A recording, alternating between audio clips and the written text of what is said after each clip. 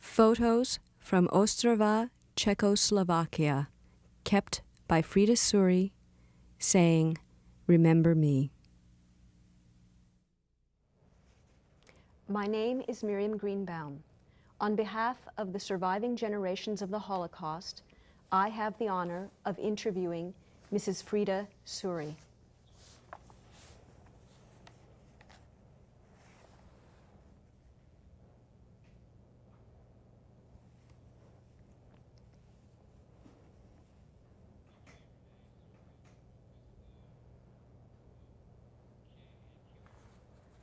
Mrs. Soury, would you please state your full name?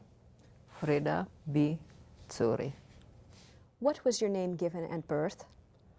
Frieda Betrzyska Korngoldova. When you say your last name, Korngold, and you add the ova, what does the ova mean? It's in Czechoslovakia and every woman is finishing with the ova. I see. Did you have a nickname? Beďa, short for Betrzyska. Didn't call me Frieda. Where and when were you born? Moravská Ostrava, 1929, July 1929. Would you please ID the photo? That's me, a baby. I think it's like 3 months or something old.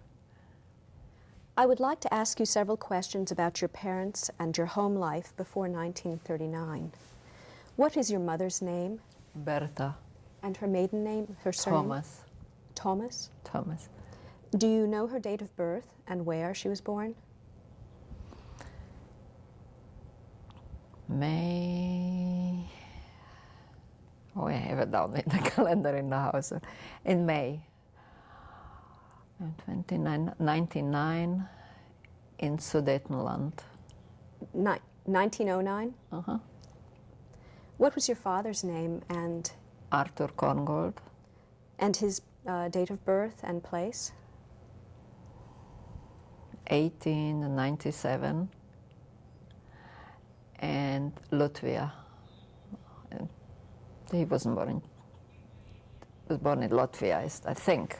I'm not sure. Which country is that? Poland. Do you know when he came to Ostrava? Yeah, when he was 10 years old or so. How did your parents meet? I don't know. Did they meet in Ostrava? I'm sure. Do you know when they married? Yeah, 1928. I think June 1920. Where was this photo taken? That's my parents' wedding picture. And do you know where it was taken? In Ostrava, or where exactly, I don't know. Year again, please. In Ostrava. And what year, please? What? What year? 1928. Any brothers or sisters? My father had 7 brothers. My mother had 1 brother from the same father and twins from different father. Did your mother's family live in Sudetenland? Yeah. Did you have any brothers or sisters? I have 1 brother, And his name? George Korngold. That's him. And when was he born? 1930. And August. where? And where, please? In Ostrava. What did your father and mother do for a living? My father he had 4 professions. Locksmith, plumber, what do you call it? What make gutters? What do you call them? Roofer? No, the gutters around the roofers. And something else, I forgot what. They had 4 professions. His father was there, and all 7 sons had the same profession. And was he doing this when you were growing up? Was he in this business? Yeah, And your mother, what did she do? housewife. How would you describe your family's standard of living? Middle class. That what? Did you grow up in Ostrava? Yeah. Could you please explain where is Ostrava in Czechoslovakia? It's very near Polish and Slovak border. It's kind of corner of Polish. What's the biggest city near Ostrava? Brno. Was Ostrava a big city? What was its specialty? It's a mining town. It was not city is big in Czech. Everything is small. Do you know what the population was? No. Do you remember your address when you were growing up?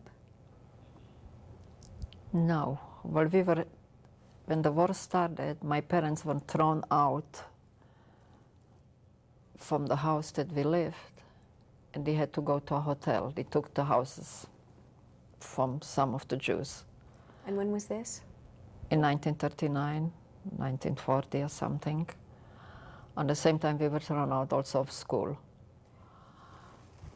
And then we lived in a hotel, and then short time after that, we moved to this house on the plaza. And there I lived to the time that I was going to camp. And what are those dates, please? The dates that you lived in the house on the plaza? I didn't What dates? What years?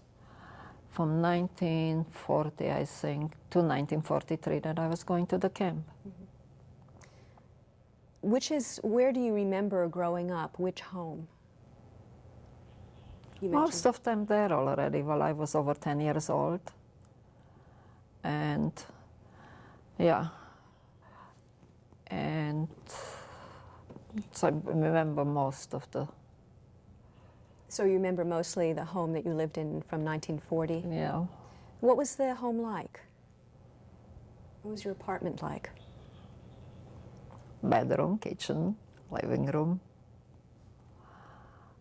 Like any other houses, small. It weren't big. Well, the German didn't let us to live in big houses. And when you had a big house, you had to take other Jewish families in, like 2, 3 families. Across the hall was a bigger apartment. There lived 3 Jewish families lived there. Ours was a single one. And did you share a bedroom with your brother then? Yeah. You mentioned before that you your family had to move out of the original house, and you said the Germans made you do that. Why? They took all the houses from Jewish people, and some of them they put together in bigger houses. Some of them we were short time living in it was kind of converted. It was before a Jewish hotel and restaurant. There were lots of Jewish families living there. And then, I don't know what it did with that. I don't remember what's happened with that. Then divided us once more in smaller apartment, or some other people shared apartment with other people. So the neighborhood that you lived in, was it mostly Jewish then? Yeah. And did you have friends living in the neighborhood? And kids in my age. Your age? Some older kids, my age kids. Jewish and non-Jewish? Everybody was Jewish and stuff. Did you have any relatives in the area? In Ostrava? I had most my father's brother. My mother didn't live, her parents didn't live in the same town. My father's family lived in 1932, they lived all for Israel. And only one brother stayed in Ostrava to the time that they take him to the camp. And do you know the brother's name? Yeah, Kurt. No. Kurt. No, I forgot. You have it written down. I think it was Kurt. You can go back. Gustav? Gustav. My father had 7 brothers, I get it sometimes mixed up. Yeah, Gustav and his wife and 2 kids. The kids I don't remember. Do you remember your aunt's name? His No. wife's name? No. No. I think it's on a picture written down. I think it's Anna and something. Or one of my cousins sent it to me. Nellie? Is Yeah, that but right? I wanted to put them in the museum. So Did you have a close relationship with your uncle? no. What did you think of him? Or I visited him once in the time he worked in. He wasn't really the same profession he was. Well, he worked in a clothing store. I don't know. I know that we visit him in a clothing store sometime. It wasn't a house that we visit or something. What religion were you? I'm Jewish, And your mother? Catholic, And your father? Jewish, And your brother? Jewish. How did your family observe holidays? Did your mother convert, or? No, my mother never converted, and we celebrated all the holidays. We had Christmas, we had Hanukkah, we had Easter, everything. Do you have any special memories? No, holidays they were very nice. We were going to the temple, Iskor and Kot, I remember. That we were going to the temple and to the cemetery and things like that with my father. My mother didn't join me that. And I was going with my mother sometime to the church of. She knew that I'm raised Jewish. She only took us with her that take us. Did your parents just decide that you would be raised Jewish? My mother decided. She was raised by nuns, and she didn't like the upraising by nuns, so she told my father she wants us to be Jewish. Did she attend synagogue with you? Not often. And my father didn't go too often. He was going like Yom Kippur. And I remember Etrog and things like that. But it wasn't like every Friday. My husband was going every week. My father didn't. On big holidays, that was all. What did you do on the Sabbath, on Friday evenings and Saturdays? My mother baked a challah and made a little special that, even that everybody was working in Czechoslovakia Saturday. Well, she tried to make Friday a nicer meal, a nicer kind of setup. Did anyone light the candles on Saturday night, Friday night? I don't think she lighted them, only when it was big a holiday or something, not every Friday, I think. Tell me a little bit about the Jewish community in Ostrava. I don't remember too much before the war. Can remember in the war that we were going to the Jewish school. They were kind of helping one the other. The older kids were teaching the younger kids. Were friendly, they were helping each other. Kind of live lots of people in the same block. And going together to school, and we were playing sports together and things like that. Were there many synagogues? Were there many synagogues? Not in the war. Before the war?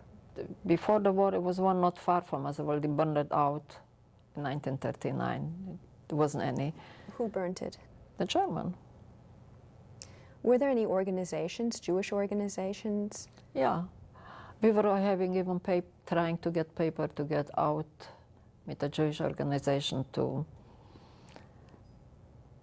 South America someplace. They're trying to make Jewish kids to take out that they would save them or something. It didn't come out. We had pictures for the passport and all kinds of things, but it never came out. Do you remember what the name of the organization was? No. Did you know at the time when you were growing up what a Zionist was or what Zionism is? Oh, yeah. Yeah, we were all kind of very much Zionist. Well, we had also the family already there. My grandfather was there and things. And in the Jewish school, we kind of learned to be and talked about it a lot. That I kind of remember that we all wanted to go to Israel. We all wanted to be Israelis. I finished there. Kind of, we wanted it. Could you define what a Zionist is?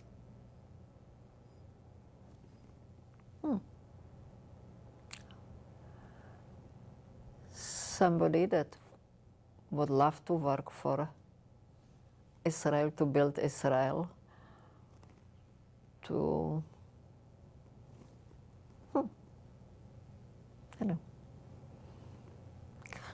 it's not really pro-Jewish, but Jewish is a religion. Zionist is something that you do for the country or for the people more. I think that's what, to me, is. And then so you would fight for Israel, you would do for Israel's things. What education did you receive before 1939? I have 5 elementary classes, and then kind of there wasn't classes really. There was in the Jewish school. The older kids teach the young ones. Well, it was by the law the school was closed. Is this before 1939? Yeah, after 39. Before 39, I had 5 elementary and was 10 years old. And after 39, the Jewish kids could not go to schools, and the Jewish school was also closed. And the kids took over, and some of the teachers took over and were teaching classes a little in the morning for the younger kids, afternoon a little for the older kids. And when there wasn't enough teachers, the older kids were teaching also. Okay, my neighbor was teaching art. She was 10 years older than I was. And this is in the Jewish school that you're talking Yeah. about. In the school before 1939, is this a state school Yeah. or a public school? Yeah, public school. And so you went to school with Jewish and non-Jewish Yeah. children? Do you have any particular friends you remember from school? I had friends of, I don't remember the name. They were twins, one Jewish girls that we were playing lots together. There were one mixed marriage, other girl that we played lots together. There were one other girl that we played. Well, I don't remember the name. They left when we got moved, and they moved different, so we kind of, from 1939, I never saw them. Some people were going even back to Russia, or going back to Poland, and made all kinds of, everybody was going. You mentioned before you had some friends who were from mixed marriages. Is this something that people knew about, whether people were from mixed marriages or not? And when you say that, are you referring to Jews and non-Jews? I didn't get the first part. First part. You mentioned that you had friends who were from mixed marriages. Yeah. So were you then very much aware of who was? Yeah. Could you explain that, please? I don't know why. Yeah, I know. When we were going to, we had a cantor to give us religious classes in the public school. And some of the kids, me and the twins and some other kids, they were from all the classes. We having met at, the other kids that were also half Jewish, when they weren't Jewish, they didn't go to the classes, so I knew who is what. And a cantor is? They were coming to have class, teaching us classes, religious classes. What is a cantor? What is a cantor? Well, a helper to the rabbi that knows to teach you religious classes. Sometimes I didn't go also. I ran going to play soccer with the kids. Most of the time I was going. So you received religious lessons in the state-run school? Yeah, in the regular school. When they have religious classes, then I don't know who was coming, nuns or priests. I never stayed to the other class. Then we had one class set up that all the 5 elementary classes were going to a Jewish religious class. Do you remember how many kids were in your Jewish religious class? Was it a large group? Perhaps 15, perhaps 20, not too many. What languages did you speak? Czechoslovakian. And was that at home and at school? In my house, they speak also a little German. Well, my mother wasn't fluent in Czechoslovakian, so we spoke German. Most of the time, Czechoslovakian. And in your religious lessons, did you learn Czech? Oh. Did you belong to any groups or clubs as you were growing up? I don't remember that.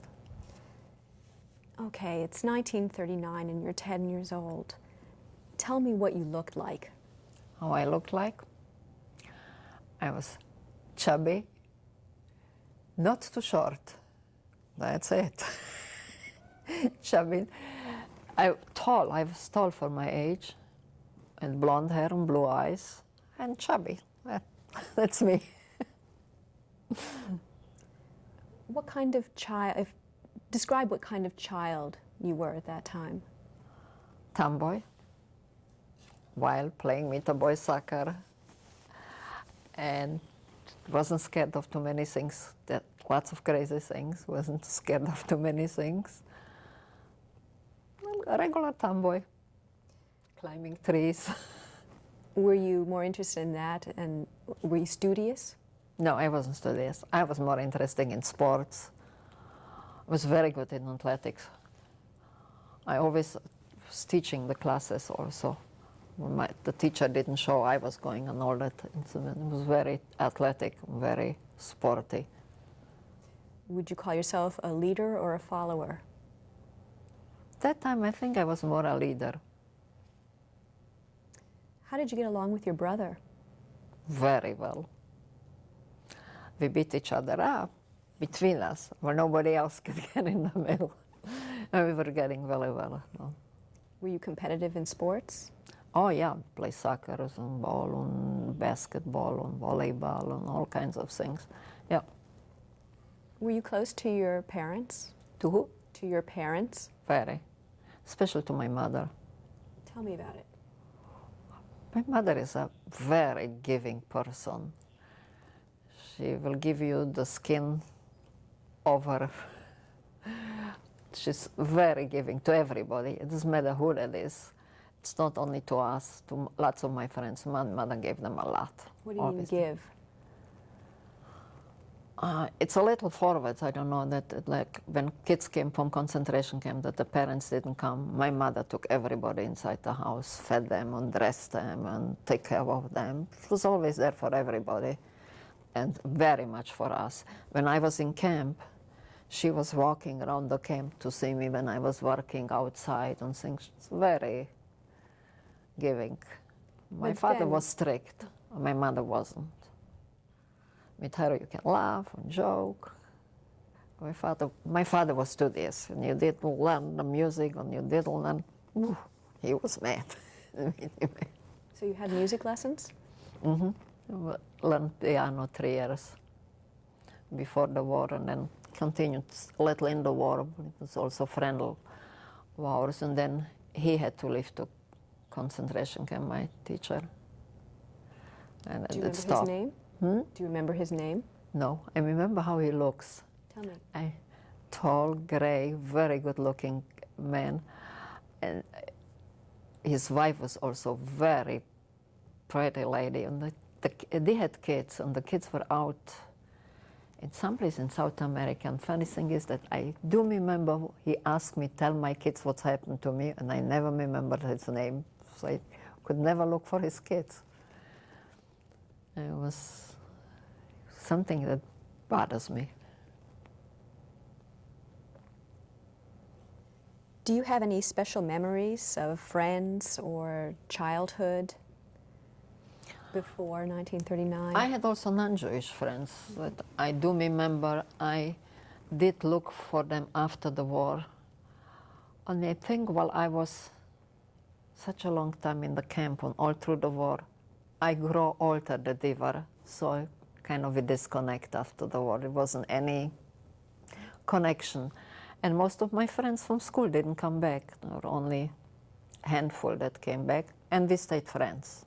Kids that were with Jewish friends, I stayed friends who stayed, left. Came back from? Most of them were, except me, most of them were in Oswiecim and Bergen-Belsen and on that.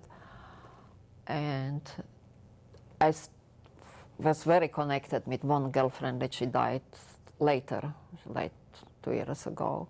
And I still have friends in Jerusalem that were in the same camp and in the same school. There weren't too many.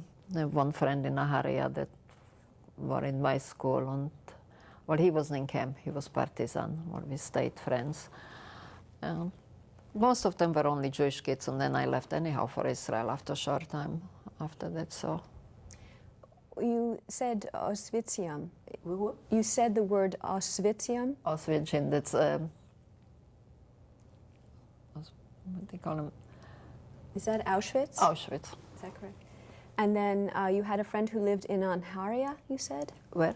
Anharia? Oh, no, it's in Nahariya. That's after Nahariya. he came back and lived in Nahariya after the war. And that is where? In Israel. Most of my friends, nobody stayed almost in Czechoslovakia from them. We all left after 3-4 years. We all left to Israel. You mentioned a partisan? Someone who was a partisan? Who? You mentioned someone who was a Oh, yeah, partisan? Honza was a partisan. Can you say the name again? Honza, Honza. Was that the first name or last name? it's the first name. And his father was a partisan, and when he got the transport that he had to go to the camp, his mother took him and his brother and left to join the partisans. When was this and which camp? He wasn't in camp. In town, he was also mixed marriage. His mother in 1943, when he got the transport, took him and then ran away with him. Didn't send him to the camp. Could you define the word partisan? Were people that were fighting against the German. They were like underground. I think that's what they call it. They were in the woods. They couldn't come out. And I think that Russian or some people support them with munitions and things like that. And they were doing like blowing up train station and roads and all kinds of things. I would like to move on now to 1939. Were you aware of what was happening in Europe? No. Did your parents talk to you about it at all? Nobody really knew what's going on. I mean, my father was first, he was summoned to the Czech, tried to fight the Germans. So he was in the army, and when he came back, in the meantime, that was the same time that he threw us out of the house. So kind of...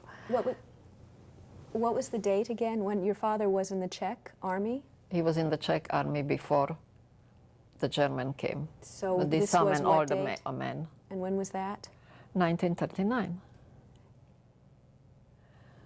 And then who threw you out again out of your house? And then the German threw us out also from the house. The time that then he was in some camp for the Gestapo took him for 6 months.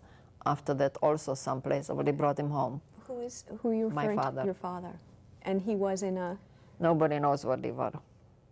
And he was there for... 6 months, so they brought him back. And do you remember exactly when in 1939 that was? Was it winter or spring? Hmm? Was it winter or spring? I think it was winter. Oh, I remember it was winter, but lots of them were like snowblow, like suntan, and he said it was was very cold where they were, but they weren't sure where they were. They were building something for the Germans. Did he seem different when he came back? No. Lots of the guys ran out to Russia, to stay in Russia, but he came back to the town where he wanted to be with us. Did you overhear what had happened to him while he was gone? I mean, he must have talked to your mother. Oh, he could write. He could write. I think they got even paid when he sent money. I'm not sure. That I'm not kind of sure what they were doing. Parents don't tell everything to the kids. So. Why do you think that? Well, I don't think that the kids really understand everything. They will tell us, don't say that and don't say that, and then you don't overdo it. Mm-hmm. Well, you couldn't, lots of things you couldn't say on the street, and you couldn't, most of the time you didn't run on the street and scream that you were Jewish, or some kids will beat you up. So they always said, don't say that, and don't do that, and don't go there. So some of the things they didn't want to make us too much don't. So they let us and didn't talk about it. What did you think he was doing when he was away? Oh, I know that he was, well, he got the transport and he had to go. I know that he was going. Well, I don't think that I thought about it too much. 10 years old, I don't think it. And kind of, especially when he came back, and my mother kind of never was worried that he wouldn't come back. Didn't say he's not coming back or things. She said when Derek will come back, so. When did you hear about Adolf Hitler? I don't think that I heard too much about him before 1939. I think that know that my father was in the army, and then One day, there were all Germans inside town. They came, the army, with tongues and cooking things. The army cooked in big pots and things like that. And one day they were there. Did you see the Nazis enter No, Ostrava? I don't remember that. I remember only that started to be more and more Judenverboten. Jews cannot go to this store, and Jews cannot go to this park, and Jews cannot move there, and you cannot go.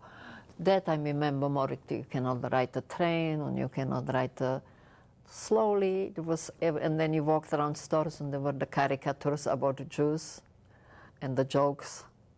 I could read and write German also, so it was mostly in German, and you saw the newspapers, the caricatures of the Jews that they were. That's what I remember. I don't remember how they walked in. You do remember that? No. No. One day they were all there. Too many. Well, what did they look like to you? When they marched, they were scary. Well, from the beginning, you didn't know. I don't think that I really knew what it means. Occupied country or not occupied country. Really, 10 years old kid, I didn't even think I thought about it too much. To me, they didn't, even when we had to move like from the house, and it was all a joke for us. Well, it was a big place that everybody had between them, like sheets to hang his, and for us, for kids, it was like fun. We were running there and playing with other kids, doing things. For the women, it was hard. They had to cook in the one kitchen and share the thing. For us kids, was everything fun, I think. I don't think that we took it very serious. My brother was 9 when I was 10 when I was, except we didn't know what to expect or what will come. And so you're talking about the house you lived in after your family. After the to us, it was not tragic. For my parents, it was tragic. To us, it was all fun. It was something new, something different. Were all the people in the apartment building also people from different areas? All were Jewish. All that were throwing out from the houses that the German wanted. So.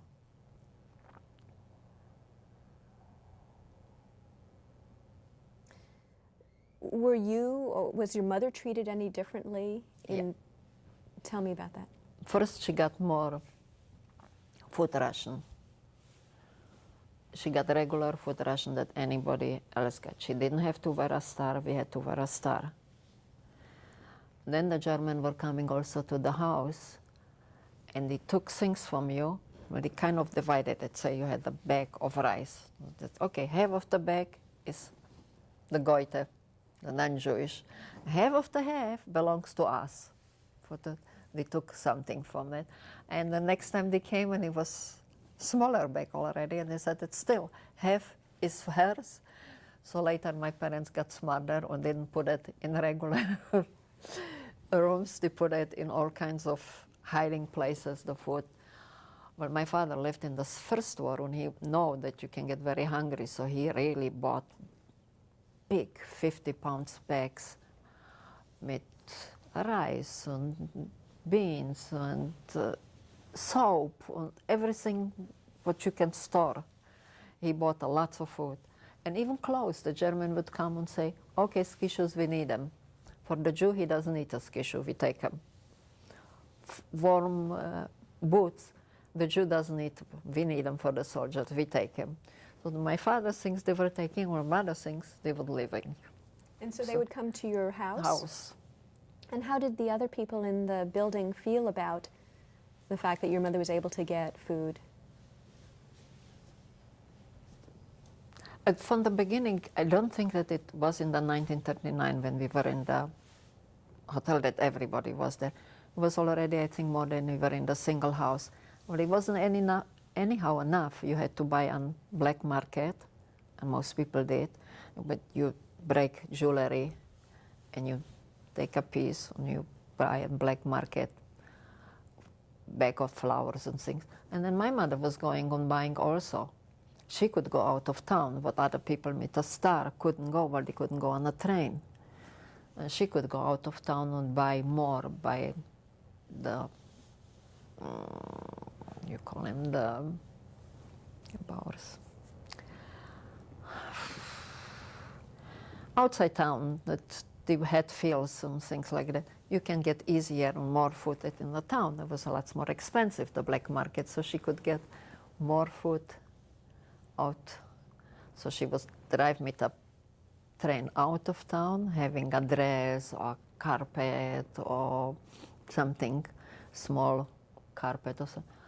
Get it out of town, buy something for it, a bag potatoes, bag for flowers. But then she had to have it on her back to bring it back. While when the Gestapo would, or any German would take her, saw her on the train, they knew that was black market and they can take it from her. So she had to walk in the night, snow or rain, to feed the whole family. Oh, she managed.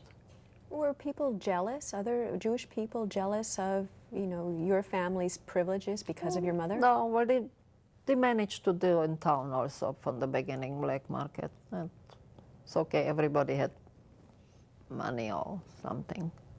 They helped each other. And I think that jealousy was really something. When was it that you had to wear a star, you mentioned? What? You mentioned you had to wear a star. When was that? I don't remember what year that started. I remember that we had a yellow star with a black net, and my father made it very nice. He made it on a hardboard, and he put pins under that so we can pin it, but it had to be really sewed on. And we could pin it from one clothes to the other, so we didn't have to always to sew it on a coat and on a dress or whatever we were. And me and my brother were taking it out when we were going from the town, but we didn't. When we took bicycle rides or something, my mother would take the bicycles, walk out of town. We would walk alone, and we would take the star out, put it in the pocket, and ride bicycle. We just couldn't ride even on a bicycle. What did you think of this, that your mother had this privilege and you and your brother didn't? I didn't think about it as a privilege. I don't know. It didn't feel to me like it was a privilege or something different. Did your parents ever talk about concern for your safety? Because were you registered as a Jew? Yeah. And were they ever concerned about your safety then during these They were times? concerned about everybody. I mean, we knew that when in 1942 the Jews were going, and in that time already they took mixed marriages when they were over 14 years old. So we knew I was only 13. We knew, and they knew that I will go one day. The transport will come for me also, and then later for my brother when the war doesn't finish. I mean, you always hope that tomorrow it will finish, tomorrow it will finish. So how did they identify you as being Jewish? I mean, how do people know? I think on the city hall or everything was written who is what religion, everything. I don't know how they knew. They knew every Jew in town, on every small town, on every shtetl. They knew where the Jews were. I don't know exactly. I mean, from city hall or whatever where you register. And most people do have the religion written down. Yeah. And so you were identified as Jewish Yeah. there. Was there a name given to children of mixed marriages? Yeah, Mishling. And they were also allowed when my mother would change her mind and change my religion before 1926, I think it was something, or 36. I don't remember exactly. Then I wouldn't have to go to the camp. I have a friend that her brother was born before. There was kind of the parents divided. He was, like the mother said, my son, he will be Catholic, and when the daughter was born, she will be your daughter, she will be Jewish. So she was with me in camp. She was the same year born that I was, and the brother that was 5 or 6 years older, he was in town all the time. did some people try to leave, Jewish people? Well, like my friend Honza, The mother left me the kids. Most people, I don't think that they really thought it would be something so bad like it was on. Nobody knew about the gas chamber or dying of hunger or working like that. I think most people thought that they were, and they lied to you, they were telling you stories. Who's they? The German, we allocated you or something, even that some of them got beaten up in town, that they were Jews and that. Nobody really I don't think that in your worst nightmare anybody dreamed that would be like it was. What happened next? Next? When I got my transport award? With getting a Jewish star, how did things change? You had mentioned before about going to a Jewish school. Can you tell me about that? You got to the school, nothing. When you walked on the street, people were kind of looking at you funny. Some of them thought, well, I was blonde with blue eyes. I remember one lady once started to kiss me and said, why are you wearing it? For sympathy? You're too young. I kind of looked at her, I said, well, I am Jewish. So some people didn't get, and Czechoslovakia were really not bad to the Jews. I mean, we did get beat up when we got to school. The Hitlerjugend was waiting for us sometime when they beat us up, and especially when they find a kid that was really not too strong or things like that. They would beat them up. They were waiting for them to really get them. Otherwise, nothing. What is Hitlerjugend? You just mentioned. It's Hitler children or something. Jugend, young. Jugend is young. And what was They that? were all having they had uniforms. Who's they? And they had a band with swastika on them. And I think they were yellow shirts or something like that. I'm kind of a visualizer where I can really remember exactly the colors. They were all German kids or who sympathized with them were joined the Hitlerjugend. And so when you walked to school, you had to wear your Jewish star. You had to walk every place. You couldn't go any place. It's not to school. You couldn't leave the house without that. That was...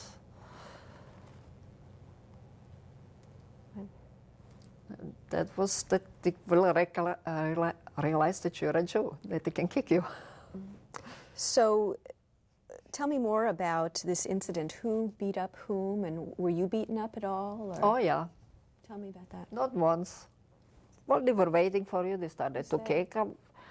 I never let myself. I was too tomboy that anybody can kick me and I wouldn't kick back. Well, there were some kids, and there were two in my neighborhood, that one, I don't know exactly today what kind of sicknesses they had. Well, I think one had MS and one had something, not MS, yeah, they were shaking and things like that. Only waited for them to beat them up. So me and my brother were that, and some other stronger kids brought him every day home while they lived in the same block, helped them a little. And I got beat up lots of time with my brother. By whom? By the Hitlerjugend. And were these kids that you knew before? No, I don't think that I knew any. But I remember one time, one kid, and he was going with me to the school, was fighting with me and telling me, you Jew and things like that. When he threw me and I fell on a fence, I got scarred. Well, then my mother told me, don't worry, when I catch him, I beat him up, that he will remember that he wouldn't know even who catched him. It's something, if your friends change also, they go with the flow. They meet you. Some friends wouldn't talk to you while you're Jewish. Some family don't talk to you when you're Jewish when they're on the other side. Did that happen to you? Yeah, my mother, one brother was very nice, was sending from the same father. He was sending his rations. He didn't smoke, so he was sending the cigarette to my father, and he was sending us packages with food and things like that. The other two wouldn't talk to my mother, but she married a Jew. And in the war, he said, don't even tell that we are your family. And had you noticed this anti-Semitism before, or was this new now? No.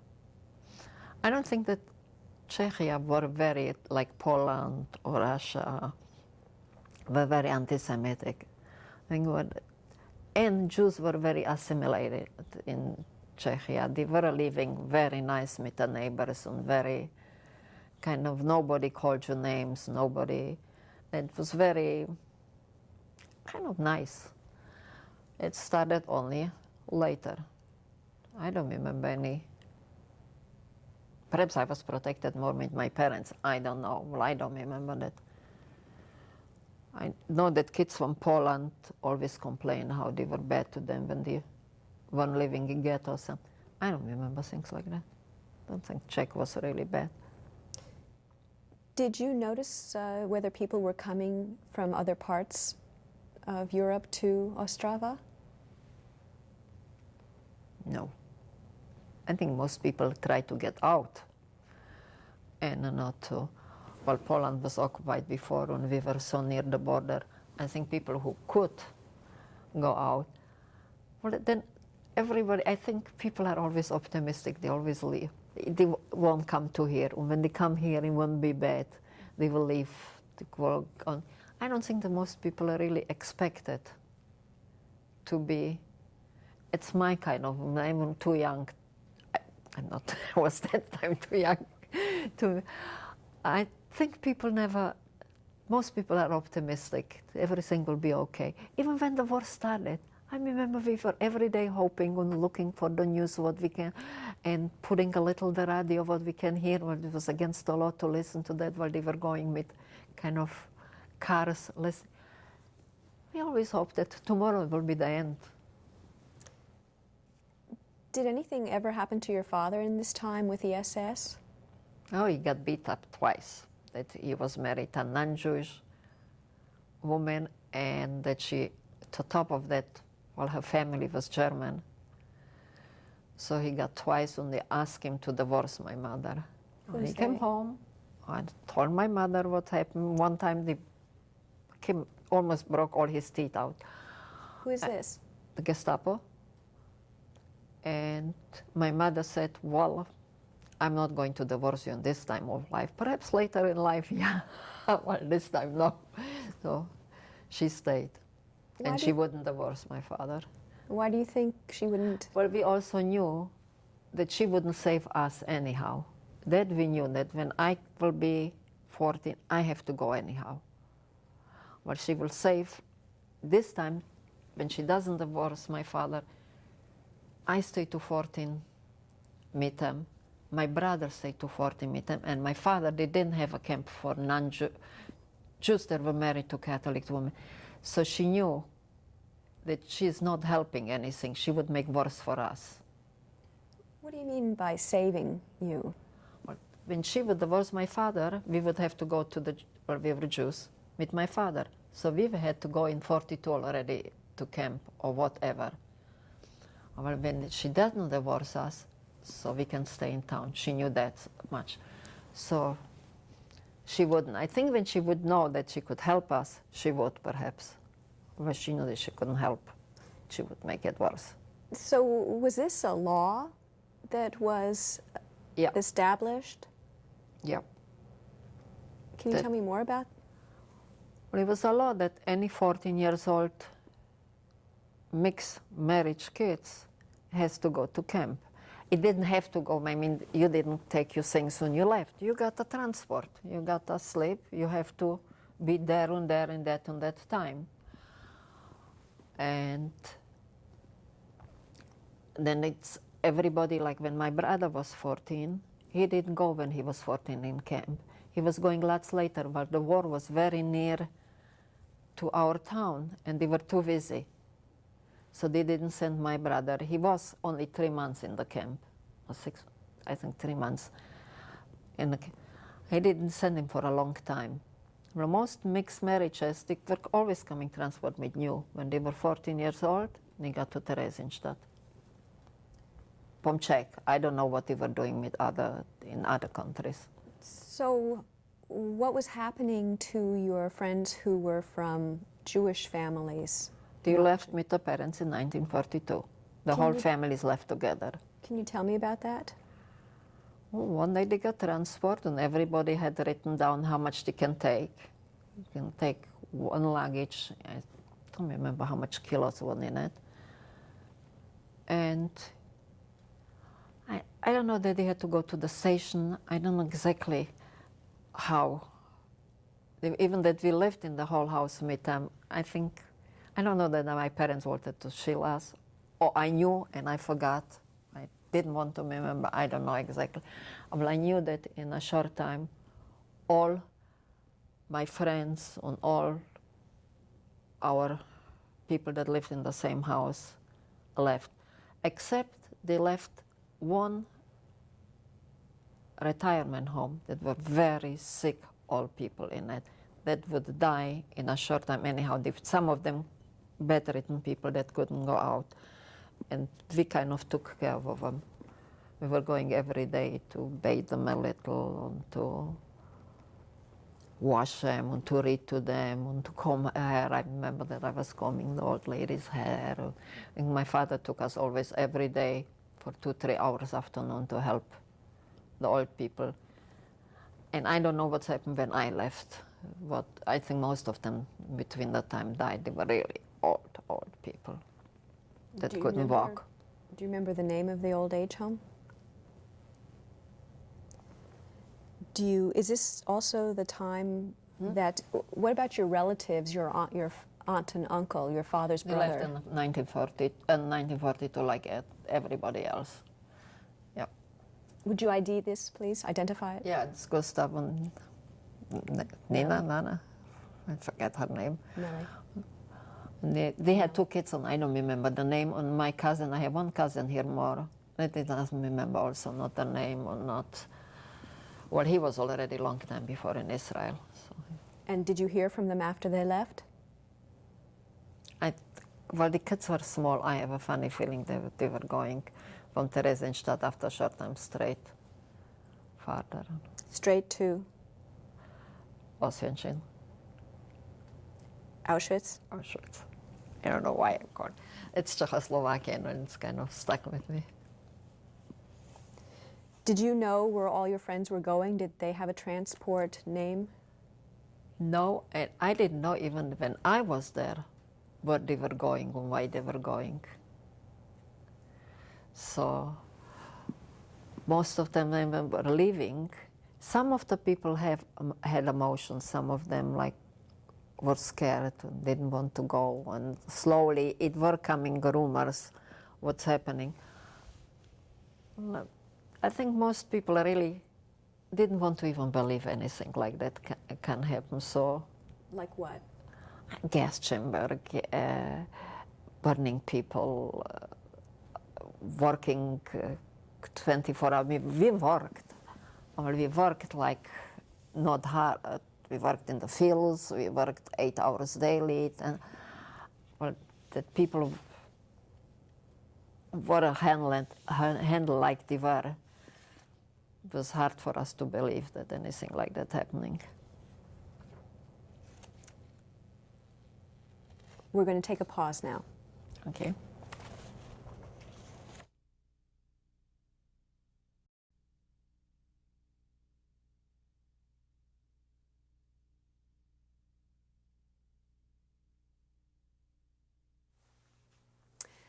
Mrs. Soury, we were talking about what was happening when many of the Jewish people left for Theresienstadt in 1942.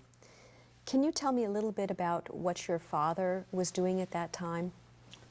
He worked for the Gestapo, for the houses, apartments, but the Jews left to clean them, to take care of that the bathroom didn't freeze. They sent them always when somebody wanted to move in. People were coming from Germany to move in the houses.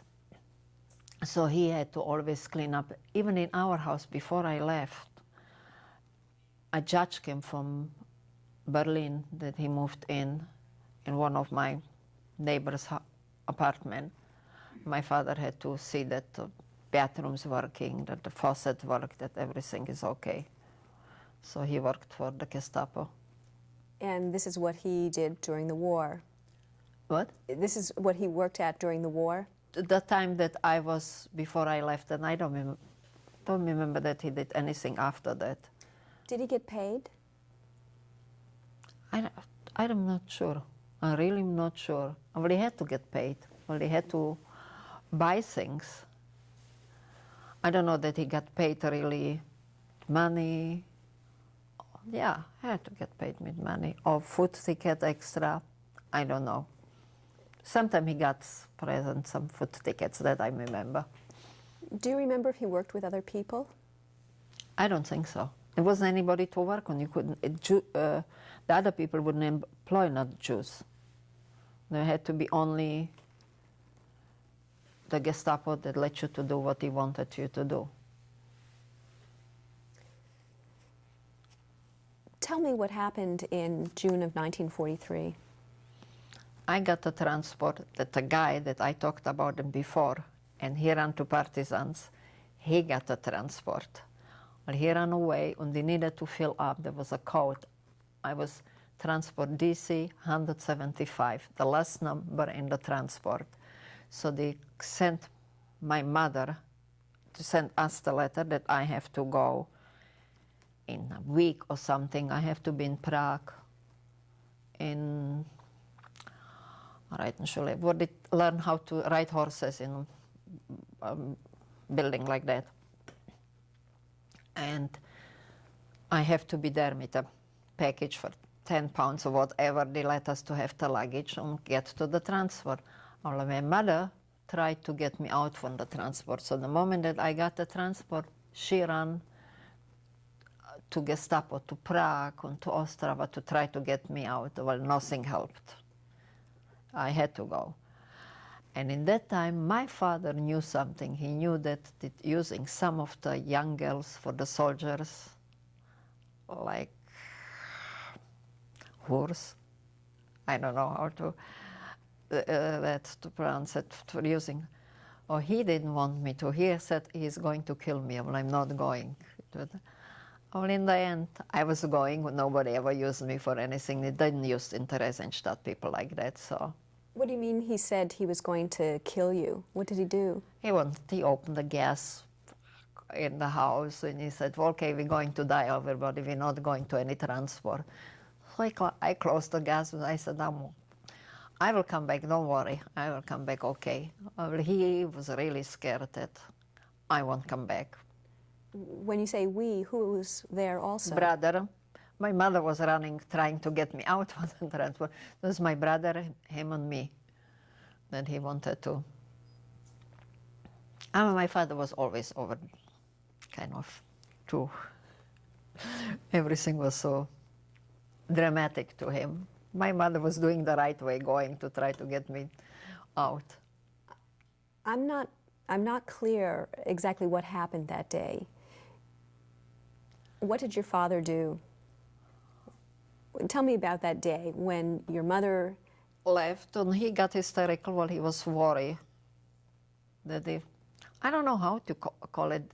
I mean, no, lots of people heard about it, what they were doing to young, healthy-looking girls. And he was afraid that they will use me like that. He heard about the rumor, perhaps in Gestapo or wherever he was. I didn't know about stuff like that. Like what? Stuff like what? They're using them like, when the soldiers were coming from the fields, they were using them like horse. Mm-hmm. I don't know how to really call that thing.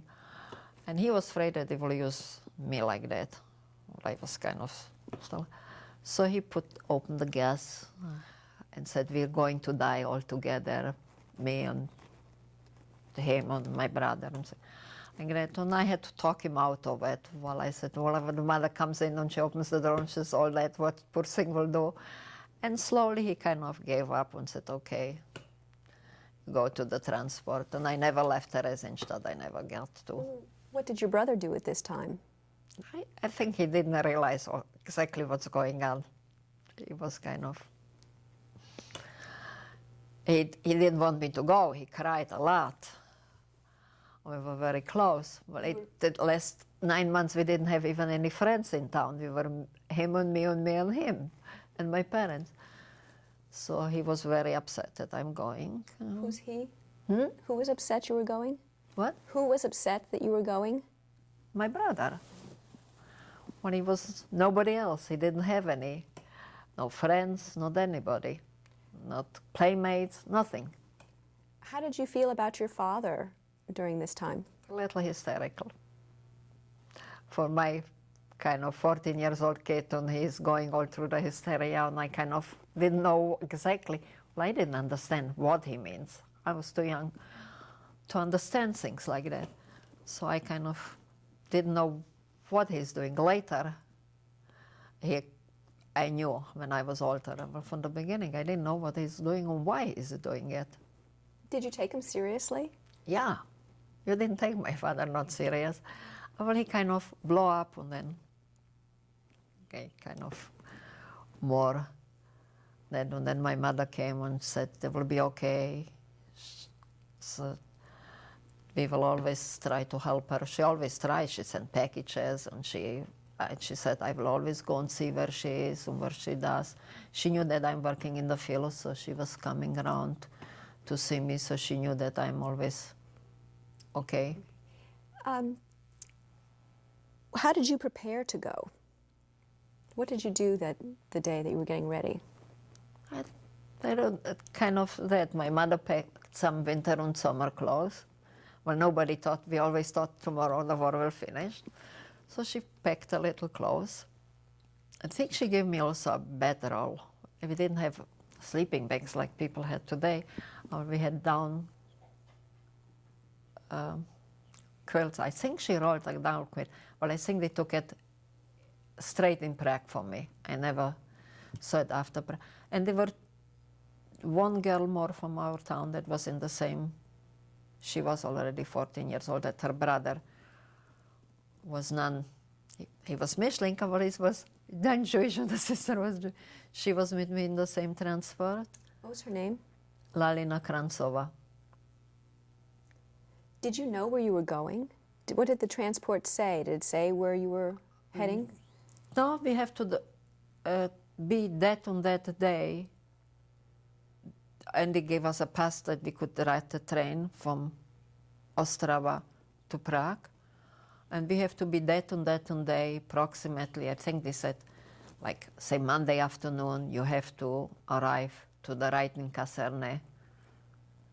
And that was it. Is that and from that, I riding... don't think that we knew that we're going really to even to Theresienstadt. We had to import there.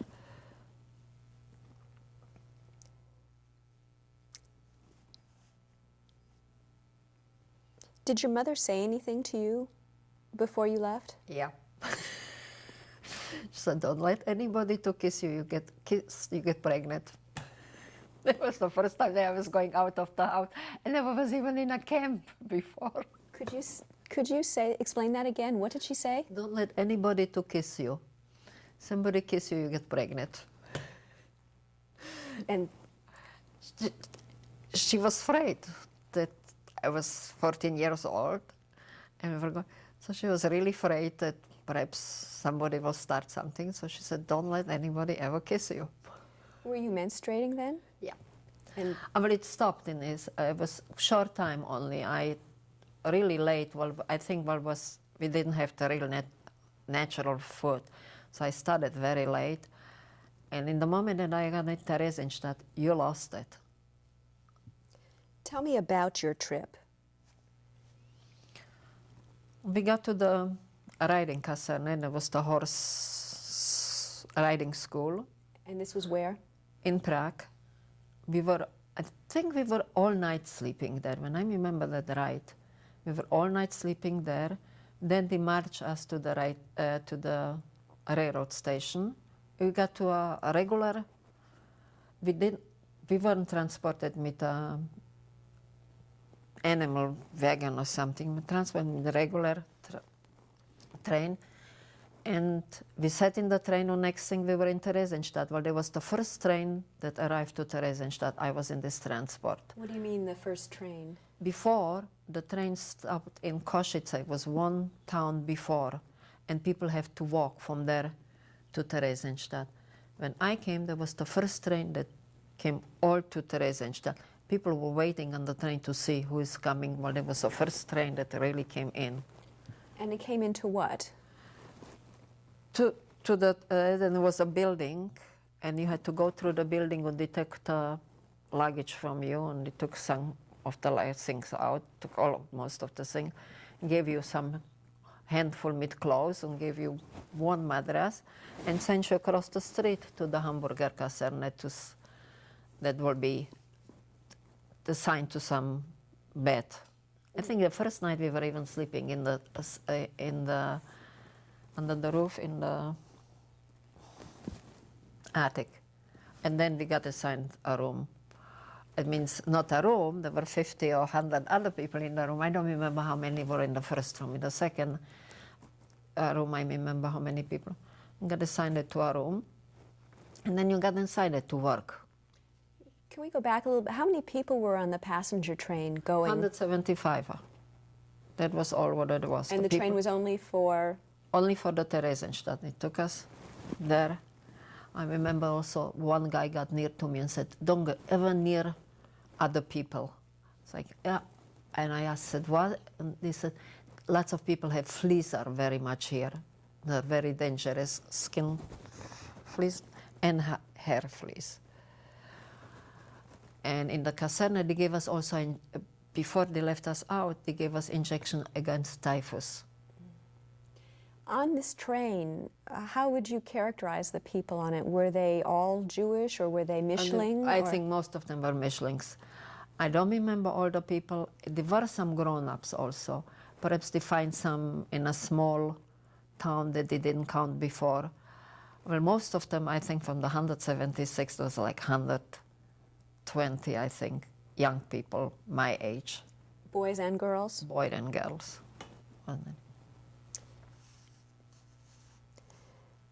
Again, so you came into the depot, and who took you out of the train? They tell you, get out, get they? in. There, they were standing there. Who's they? Gestapo. Get out of the train and get in this door in. It was a big, kind of, big door. And we got in, and there were all kinds of boxes of things, and they took from you things, and they throw the shoes there, and that they let you one pair of shoes. And then they give you, I think, one change of clothes or something like that. And so what did you think was happening to your luggage? oh, they will tell you always you get it later. So you stripped in front of everybody? No. What you had on was, they look at you, I think they look at our hair, that we have lice, like you bring lice from the house, well, you got them there. And they gave us a shot for typhus. You didn't have to take a shower? Or? No. And then the Gestapo took you? And then they said, I don't remember even that was Gestapo after that. I remember that they were only two when we were going out. And then perhaps there were also ghetto police. What do you mean ghetto police? Jewish people that will tell you what to do and where to go. And they will tell you, you go to this building, it was exactly across the depot, to the Hamburger Kaserne, and you stay overnight, and tomorrow you will get your assignment, what to do and what not to do. Is a caserna a barrack? Is that correct? Yeah. But they weren't barracks really, they were big, big buildings with kind of plazas between them, courtyards, big building with courtyards. So what happened next? Next day you woke up, you got your ration from... Where were you next day? Inside the Hamburger Kaserne. And from that day, you were responsible for something to work on. They also told you that you can sign to go to the children's house, and I wanted to go to the children's house, that we will be all my age kids. So there were two houses next to the church. One was all girls only, and the other one had post office downstairs, boys in the middle, and girls on the top. And while I was late, I got in the second where I'm at 43, in the one that the boys were downstairs and the girls were upstairs. Were you also with the same group of people that you came with? Yeah, not all of them. Lalina was with me almost all the time, in the same room, in the same... first she was in Hamburger with me, then when we signed together to go to she was from the same town. They were the only one that I remember that was from my town the same time. From the Hamburg barracks you went to, was their name? We call them children houses. I don't know really that they had different names. Were they numbered? They were numbered. Only L, was it L something? I don't remember. So on that she had it now on the picture there. Okay. Did people, were they mostly from Czechoslovakia around you, or No, they were we had also like a then mother in the room that she watched over us, told us what to do when we needed to go to a doctor or when we got sick. Oh, when I lost my menstruation, she was telling me that's okay, that most people lose it, and when it comes back, what can I do? Well, we didn't have sanitary anything, I mean.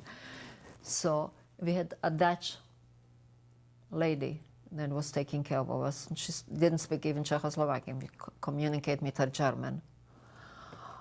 Most rooms had, also the boys had always somebody that they kind of guided them, told them what they have to, what the assignment for work was, and all kinds of things. You were on the third floor of this barrack. Describe it for me. Okay, it was big room, 3-story bunks. There was 60 girls in one room. So when it was very crowded, well, it was barracks on the one side on the wall, 3 stories with ladders. Nice. Then was in the middle of the room between the two windows were 3 next to each other. I don't remember, 3 or 4. And then there were like 6 in a row also. Are these bunk beds? All bunk beds. And then on the side, there was a stove, there was a bench, and there was a table that we ate there. We sat there sometime, we talked around. And there were all kinds of girls. There was from 14 to like 26 or something. Not everybody was a mixed marriage. 90% of them was mixed marriages. Some of them were like 10 or 15 girls that work also on the fields like we worked, and the parents lived some other place. They couldn't live some other place together, but they were all like that crowded. The parents had a room where 10 other grown-ups lived, or 20. So the parents were also in Theresienstadt somewhere. Yeah. So not everyone there was without parents. Well, all of them, what I remember, left me transport to Oswiecim once more. And only the mixed marriages stayed to the end. What did you talk about with the girls? I think most of the time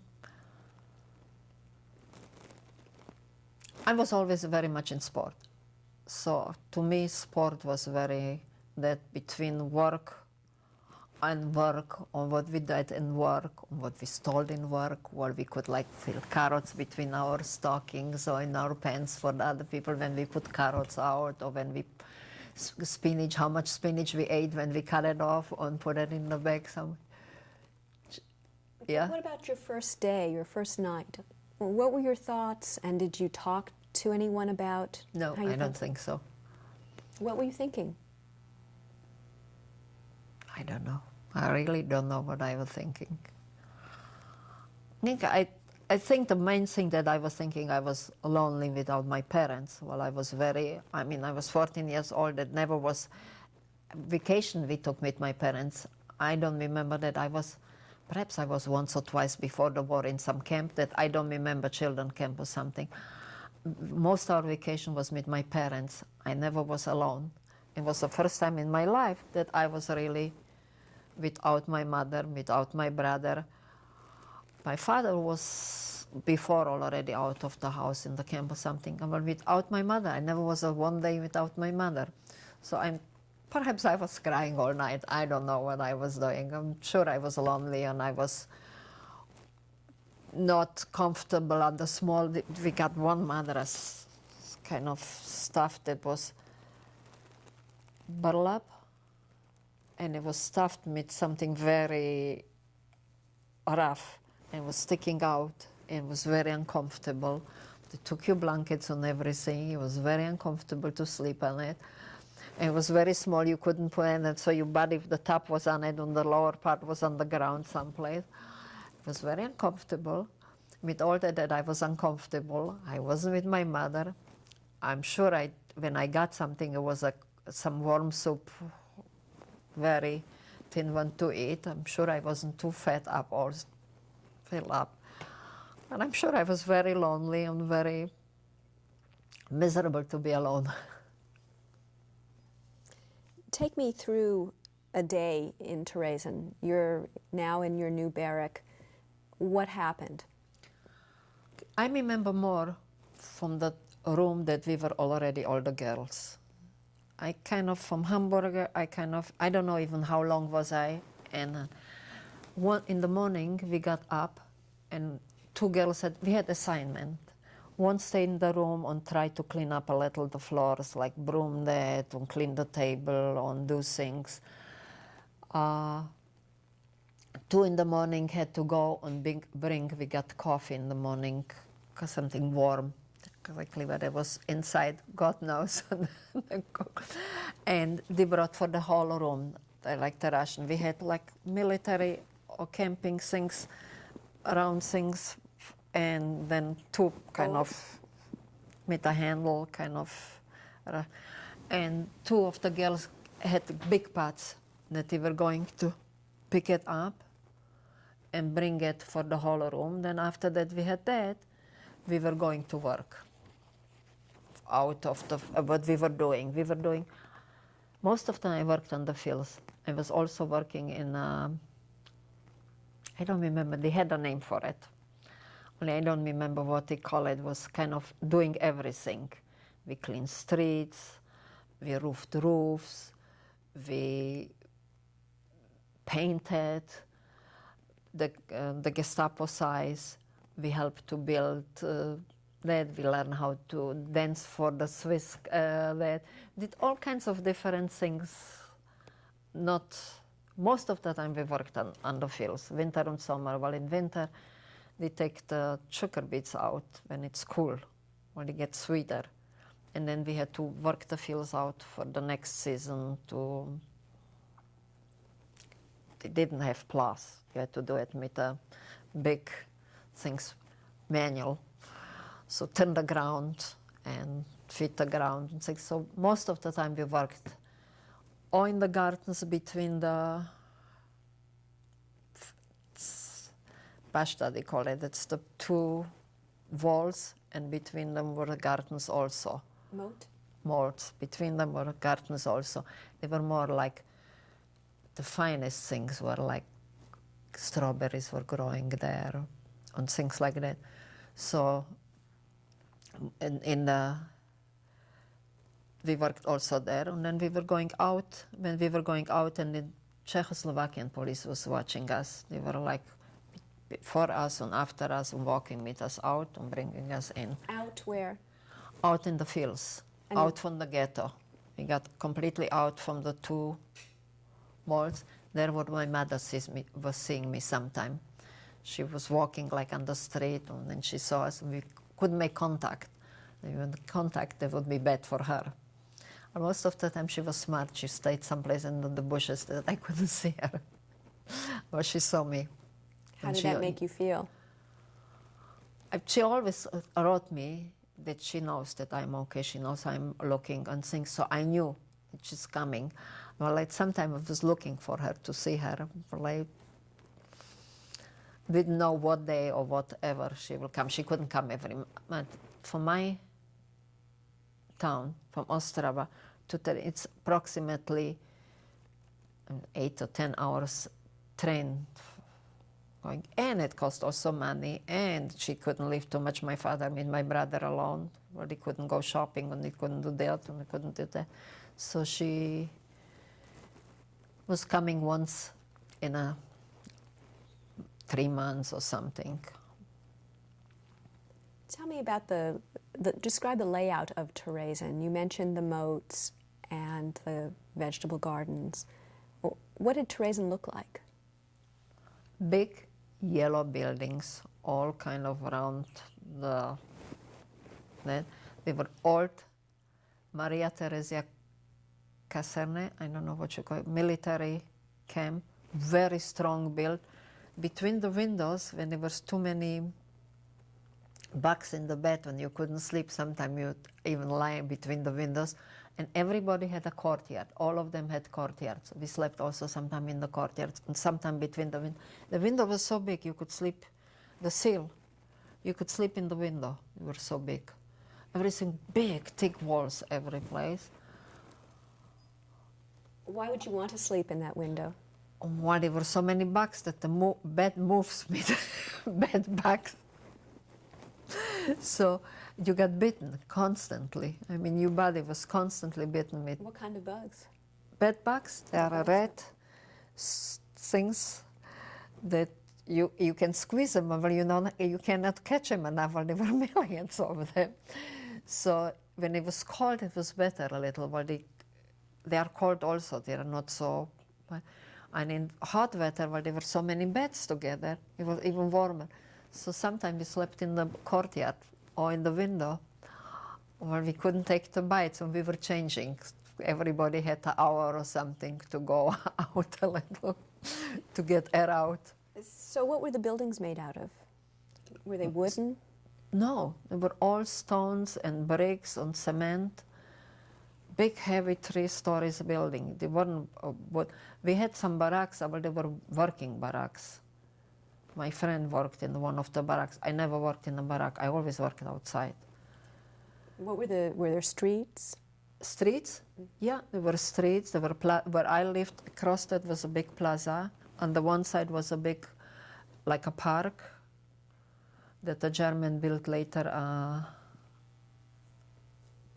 children pavilion for the Swiss to see. Behind it, there was close, and there were German, and you can in town you could go around. When you weren't in work, you could move in the town around. Some people didn't work, like my old uncle didn't work. What do you mean, your old uncle? You had relatives in Theresienstadt? I had one, my grandmother's from my father's side, brother, was in Theresienstadt with his wife. Do you remember his name? Yeah, Schindler. And he found me, well, we got one time permission to send tickets from somebody send us packages. So I didn't know that he's there, and I didn't know even that I have an uncle.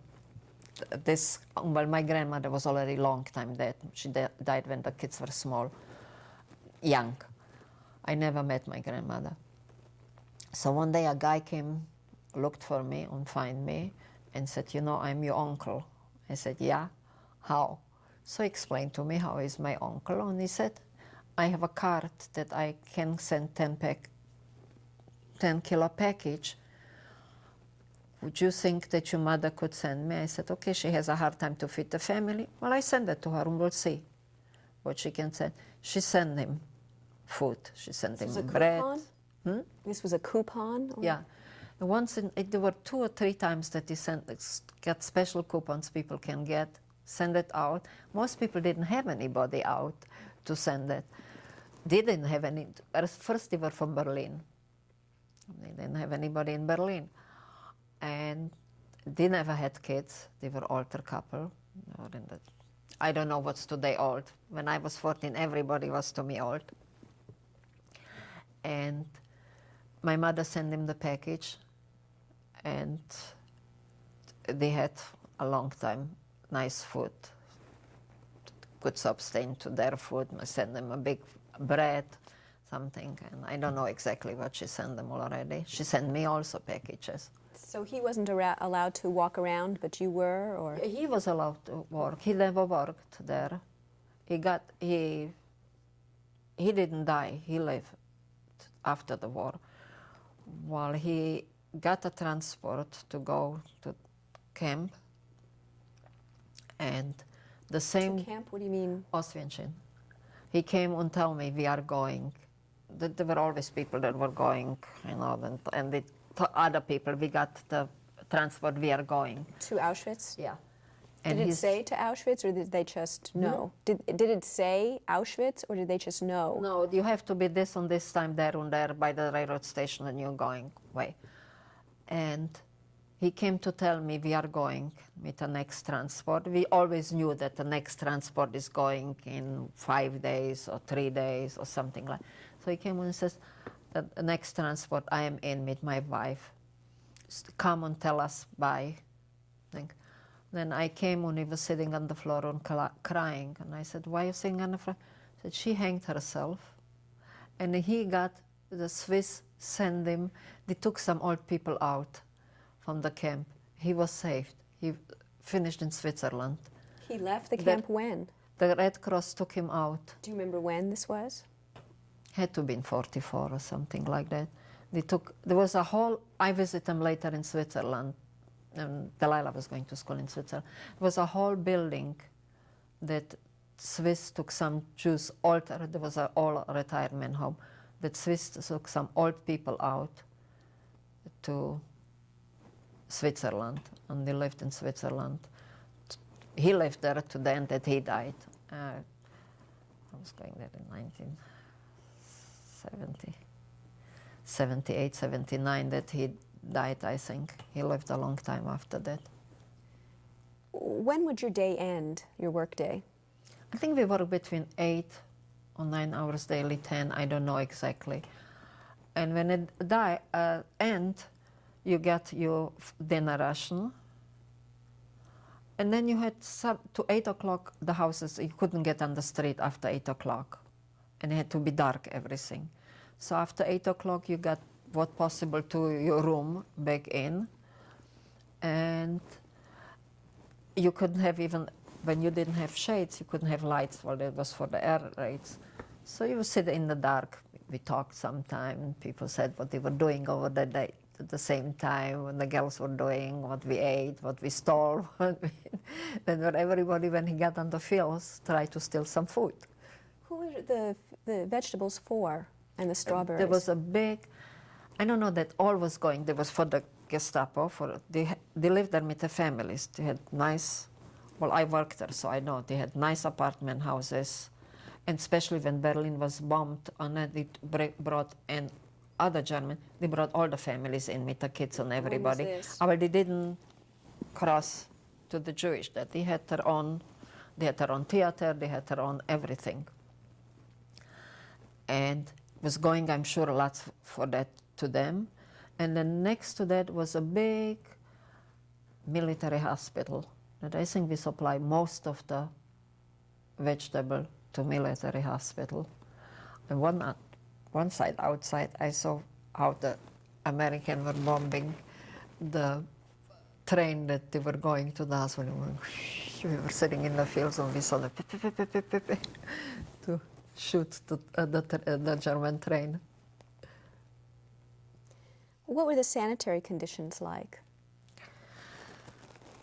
One of the worst things, latrines.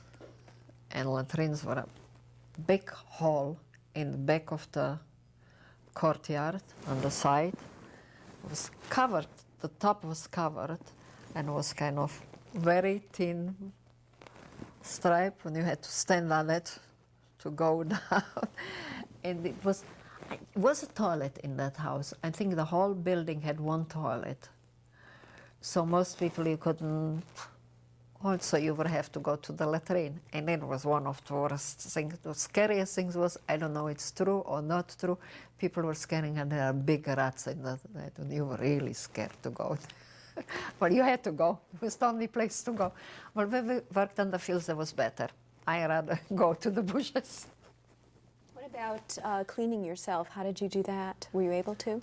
We had once for a month, we had a ticket to hot shower. It was a building that were hot showers there. I think it was next to the hospital, I'm not sure. I wouldn't swear with it. I know it was kind of back there. We had a ticket, one in a month we got hot shower. We had cold water. The military had something funny. It was all in all the buildings were built. It was like a long Trough? it wasn't a bathtub, it was kind of hall and like small showers and faucet. So you could wash yourself, crawl under that, let the shower go, cold. In summer it wasn't so bad, in winter it was a hell. Well, it's still, when you worked all day in the field, sometimes you try to get what possible off the. And once in a month, once in a longer time, you got a sleep. I think the house mother was doing, I don't remember how that came to you already, that you can get a hot shower. Was it all the time that you were there that you were able to get a hot shower, or was there a certain time when they allowed you to do that? I don't remember. I remember that I was sometimes, not too often. Well, I remember that I was in hot showers. Well, I don't remember. Oh, did I move that? Did you have to go through cleaning for lice? No. When you had lice on your head, they gave you something that you could do something with it. Well, most of the time we really tried, the girls that we were in the room, we tried to, the bed bugs you couldn't do one thing about it. I think we got them when we got the beds that was in the wood every place.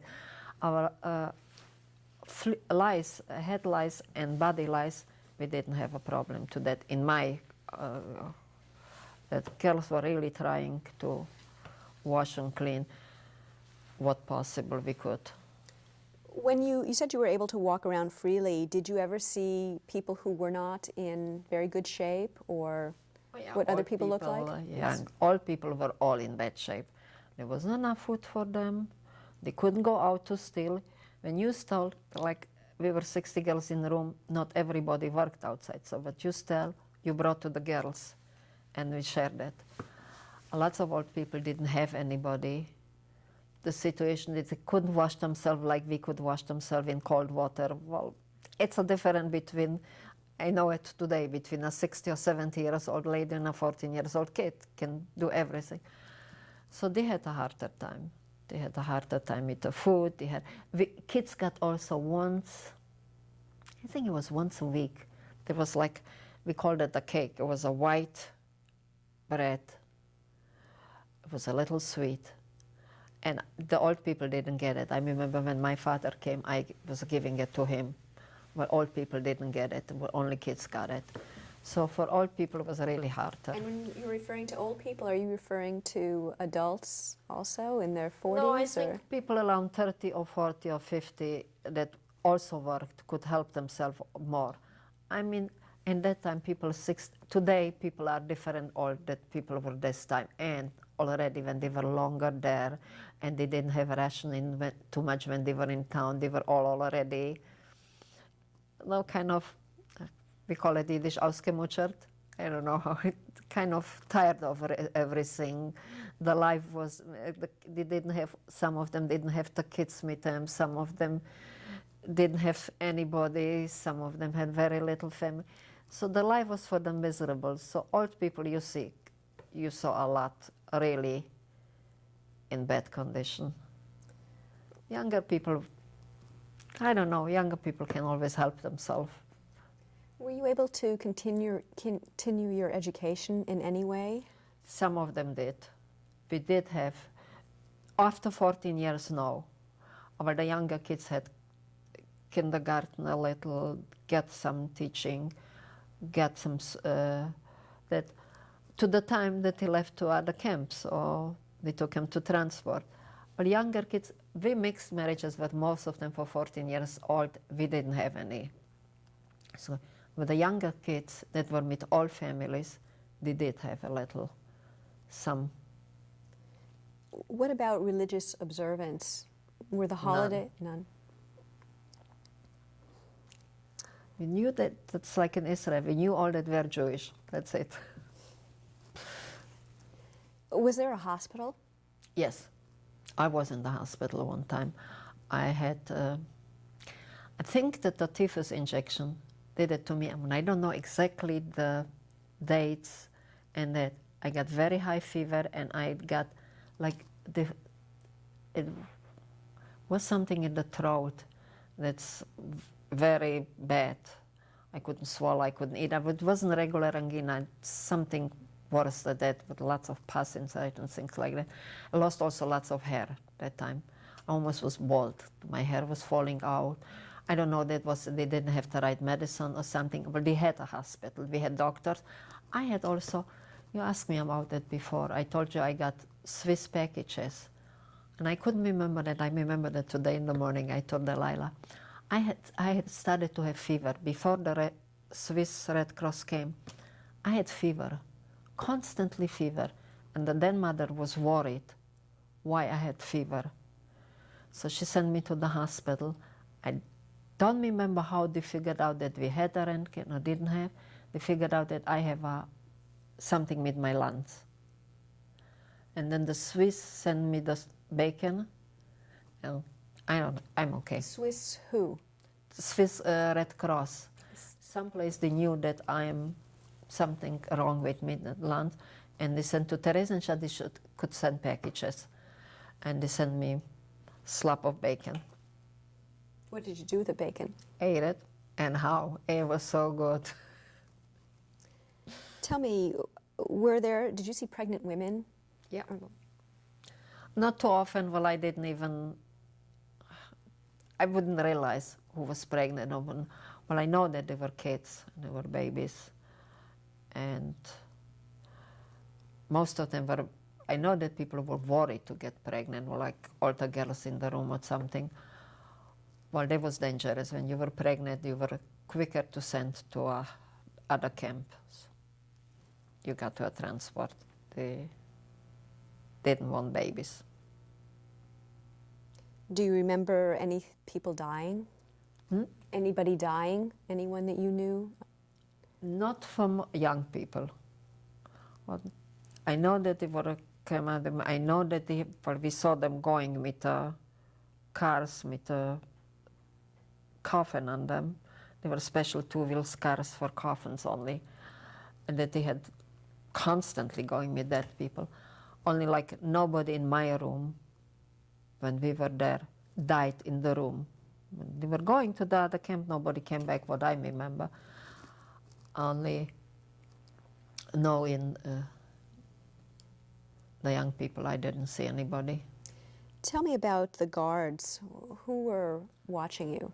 Most of the time around the camp were Czechoslovakian police. They were very good to us. They gave us their lunches, sandwiches when nobody saw. Were very good to us. Gestapo was there also, but they didn't watch us every night when they needed to. When you needed to go to a transport, when transport came, they were there. They were walking through the town. We were watching the guard outside. Was most of the time Czechoslovakian. The Gestapo family wouldn't walk inside the camp. I think they were. That were the guys, Gestapo guys, you could see in the camp. Do you remember any of the camp commanders or officers? Or Yeah. would you like to tell me? Well, one was scaring all the people. Where his sport was to light a mattress. Everybody knew it, and throw it in the building to scare the people. And things. He was very sadistic. He was kicking people always. Everybody was very scared of him. Who was he? I don't remember his name. I only remember he was very tall. I remember when I saw him first time, I was whistling, and he said, he's kind of told me to shut up. Like, I kind of, okay, so I was quiet. I didn't want to get kicked. Well, later, the same guy was very nice to me while I worked in his house, painted his house while his family had to come. And he was making him a sandwich, and he looked at me and said, "You look like my daughter. Here, take the sandwich." Do you remember his name at all? Was he SS or? He was Gestapo. And do you remember anything distinguishing about him? Any feature of his face or? I think I was so scared of him even that he came in the sandwich, and when he told me that I'm looking like, well, I know what he was doing to other people, that I don't think that I even look at him right. Did he, except the boots, I didn't say too much. Did he know, do you think he treated you differently for any reason? He was working one other guy with me there. Remember his first name, Harry. And he was carpenter. And he knew him from, I don't know, they were from Berlin or from Hamburg. I don't know, from Germany someplace. And he kind of didn't kick him or didn't scream at him in the house. He only told him what he wants to do before his wife will come, how he wants the kitchen light out and how he wants the sink. Well, he didn't behave to him bad. So they had two faces. In the house he was okay, and outside everybody was scared of him. And I was scared also. I mean, like, he gave me the sandwich. I didn't even look at him while I was kind of, well, when he turns around and kicks me, I'm flying out. Did he know that you were a Mischling? I don't think so. Did you have any? No, we didn't have any extra. That I think he imagined that I'm one that I thought while I looked. Well, they always says what's looking Jewish. It's really what's looking Jewish. We all look like people. I think, well, he saw blue eyes and blonde hair. I was really blonde. And perhaps I looked like his daughter. I don't know. I never saw his kids. So I don't know. You're saying, so you didn't wear any identifying sign or whatever? No, you were your number. In Theresienstadt, you were your number. Do you know your number? Yeah. What's your number? DC 175.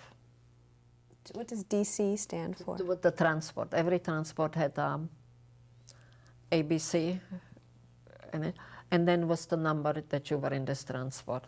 And also transport that were going from Theresienstadt had numbers like K transport, L transport, and then you were on that number that got to the transport. Is there any other incident that you remember with some of the guards, something that happened? No. Okay. Except that they were really nice to us, the Czechoslovakian guards. Were people still coming into Theresen? What? Were people still coming into Theresen? To the end. My brother came. First, my brother came like 3 or 4 months before the end of the war. And I could go even, he also came with a train to the camp. And I remember he saw me from the back when he recognized me from the back. The moment he jumped on me, I had a permit to go in where the first transport came in. And I was inside. I don't know that I worked there or I had a permit to go there. I don't know how I was there. And here somebody jumped for me in the back and hugged me, and it was my brother. I don't know how my father came in. He came later. How did you feel when you saw your brother?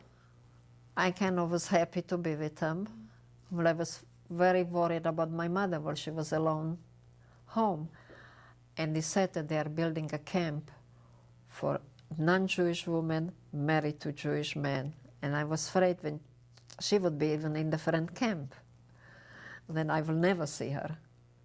Who told you this? My father, when he came back. In the meantime, the war finished. Did you see any other people that you knew who were in Theresen, or just your friends? Or? Inside the camp? Mm-hmm. Whenever people from our town, some of them, most of them, in the meantime left. They were staying only in the end. What I remember, there were 10,000 people that stayed in the end in the camp that they didn't transport. that were professionals, like first-class surgeon, dentist that I worked for him in camp, and I worked for him after that. He was from my town. He was... Do you remember his name? Yeah, Neumann, family name only, Neumann. He wrote books, and he was really something... In Europe, he was very well-known dentist. I read someplace even a horseshoe maker. He was the only one in camp. They left him to the end while they needed one for horseshoes to do. They were for all kinds of professions, and they were very good. Left one person or two person, engineers, things, and then I don't know how many mixed marriage kids stayed in the end. The number, I don't know. Can you guess what the population of Theresienstadt was when you were there in 43 and 44? Well, Was it bigger than Ostrava? Well, there were lots more. And when we were in our room, 60, and there were lots of buildings, and there were some rooms even more crowded. So I don't know how much was the biggest point of people. I'm sure the German have some as written down, but I never know about it. You talk about people leaving Theresienstadt. Do you know, what was that like for those people? Did you see what they went through? From the beginning, we didn't know. So nobody knew where they are going and where they are going. I wanted to go meet one of my neighbors before my parents came. Who was that? They lived across us in the apartment. In Theresienstadt? No, in Ostrava, with my parents still. The boy was the same age that I am, and we were very good friends. We were discussing Zionism and everything every day on the rooftop of our house. There were a flat rooftop, sunroof. His sister was my teacher in Hebrew school. She taught us art. And the parents I was very close to them. We were neighbors all the time together. When they had to go to us, I wanted to go badly with them. They were in Theresienstadt? Yeah. Well, I felt that's the only parents that I have there. What were their names? Cats. Do you remember the boy's name? I remember the sister name, Erna, but I don't remember his name. Herbert? So they were in Theresienstadt, and how did you see them? Were they together as a saw them family? a lot. Well, they were like my family. They were kind of the only grown-up people that I connected with them there. And lots of I had a cousin that lived also in the same building, and I lived with her mother, and when I came to they weren't there already. Lots of people weren't there. Anita, my friend, wasn't there already when I came. Lots of them from the school weren't there already. They were there by kind of coincidence. So I kind of connected with them. Well, they were the only grown-up people that I knew. They were from all kinds of, they were from Hungarian people, Belgian people, German people. There were all kinds of people there. So from Ostrava alone, Prague people, Brno people, I don't know them.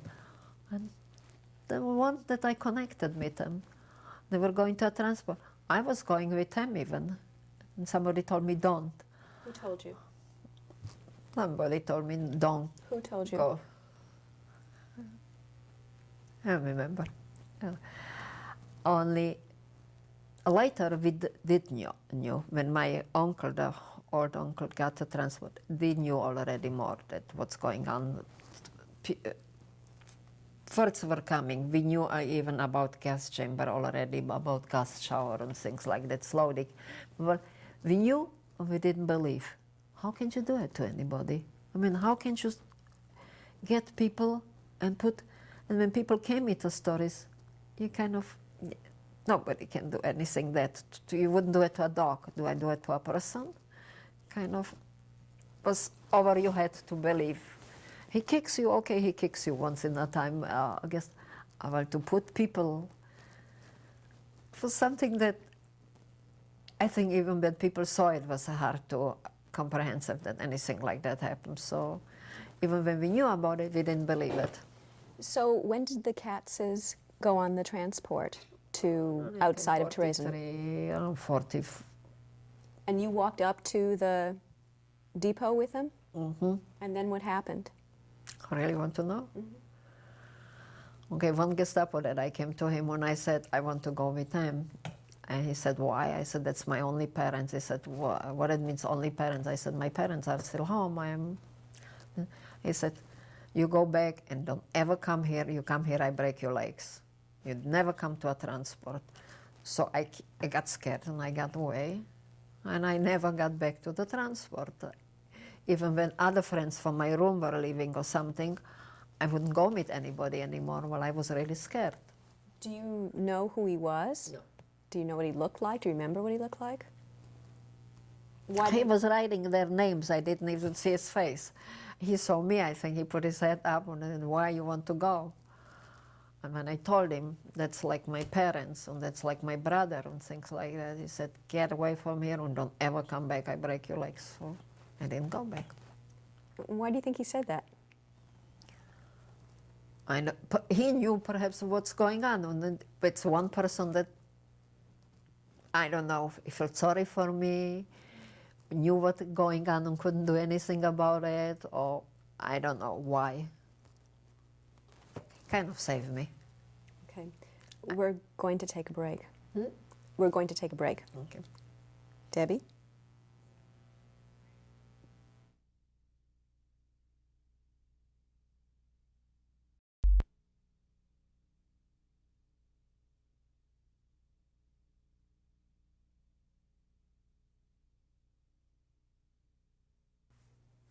Mrs. Soury, before the break, we discussed what happened to the Katz family who were in Theresienstadt with you, and how in end of 1943, beginning 1944, they were sent on a transport out of Theresienstadt.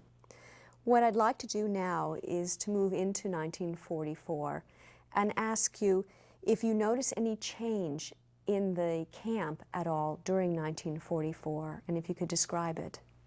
When the Red Cross came, Swiss Red Cross, okay, we had to clean up the streets with toothbrushes almost. There were lots of small tiles like mosaic on the sidewalks, things. We had to clean everything nice. They built a gorgeous pavilion in the park next to our barracks with paintings, like scenes on the top, really colorful, nice painting, and there were sand, and there were really nice things to play with it. And they took the Swiss to look at the small children. And I was, then they took us to the sports kind of place that the guys play soccer, and we had to dance folk dances. I danced for them. With the other girls, we danced Czechoslovakian folk dances for them. And the food was lots better today. What did you think when all of a sudden in your daily regimen you were being taught how to do folk dances? It was fun. Do you think it unusual? We was going to attic to where there were many places too much other rooms, so we were in attic and we had some guys that knew, girls that knew what to do, and they teach us the folk dances that they want to perform, and they choose who they want, and that. So it was fun, kind of different, and we knew we'll get 1 or 2 days better food, and then it comes back to. Where was the park again that you worked on? It was, and it was the where the railroad station was. When you came in, on the left side were stairs up, and it was under moat. Moat, they call it in English. Is this the stadium you're talking about? Yeah, it was kind of soccer stadium, sports stadium, and we danced there also for them. You mentioned, though, the children's pavilion. Where was that built? That was on the other side of the town. That was next to my barrack. And it was a park, and in the park they built a children pavilion. And what happened in the pavilion? Oh, they gave the kids chocolate, and they gave them nice lunch, and they teach some of the kids what to say. And they teach them, even they remember that some of them had to come to the German and say like uncle.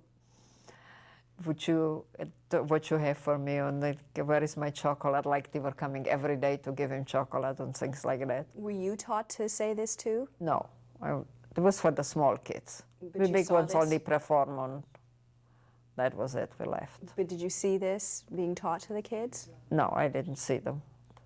And so how do you know? I was on the other side. We knew what's going on. And I don't know, the parents exactly told the other people, we knew what's going on. Did you see any of the Red Cross people? Yeah. How many would you say there were? Do you remember? I don't remember. I know that they were dressed different and they were going with the Gestapo through the town and things like that. They were in civil clothes, nice clothes, a lot of clothes. Do you know how long they were there? Hours only, not even whole day. Seeing the Red Cross, did you think something was going to be changing in Theresienstadt? We hoped we will get minimum a better food, and the next day it changed. Immediately? What? Immediately it went back? Yeah. Next day it wasn't anything. That day we had better lunch and we had better dinner, and the next day we came to the regular nothing. Tell me, do you know of any acts of resistance or attempts to escape the camp? There were kids that tried to escape. One of my girlfriend's brother jumped and they catched him. Poor kid broke his foot. They broke his other foot, and then they sent them. They beat him up while he wanted to leave, and then they sent them to a transport out of. Can you tell me what his name was? Yeah. Do you know the name of the sister? I don't remember his name. I don't remember. The sister was in my room with me. They were Michelins, only I don't remember his name.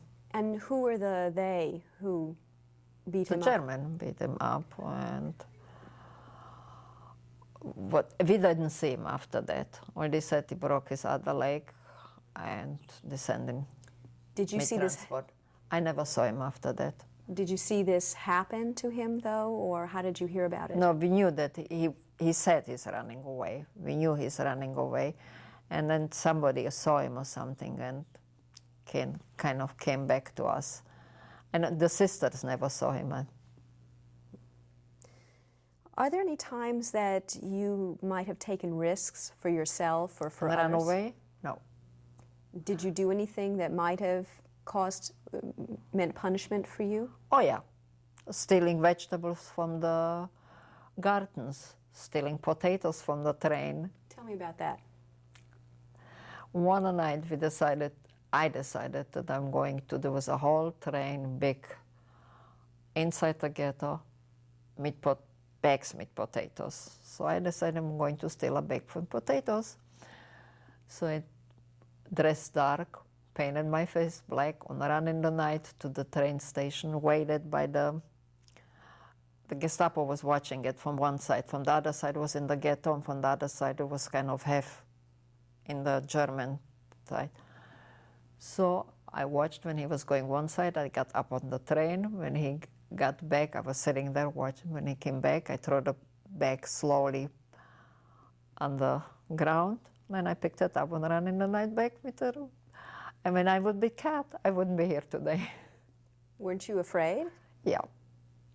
Well, I was still there to do that.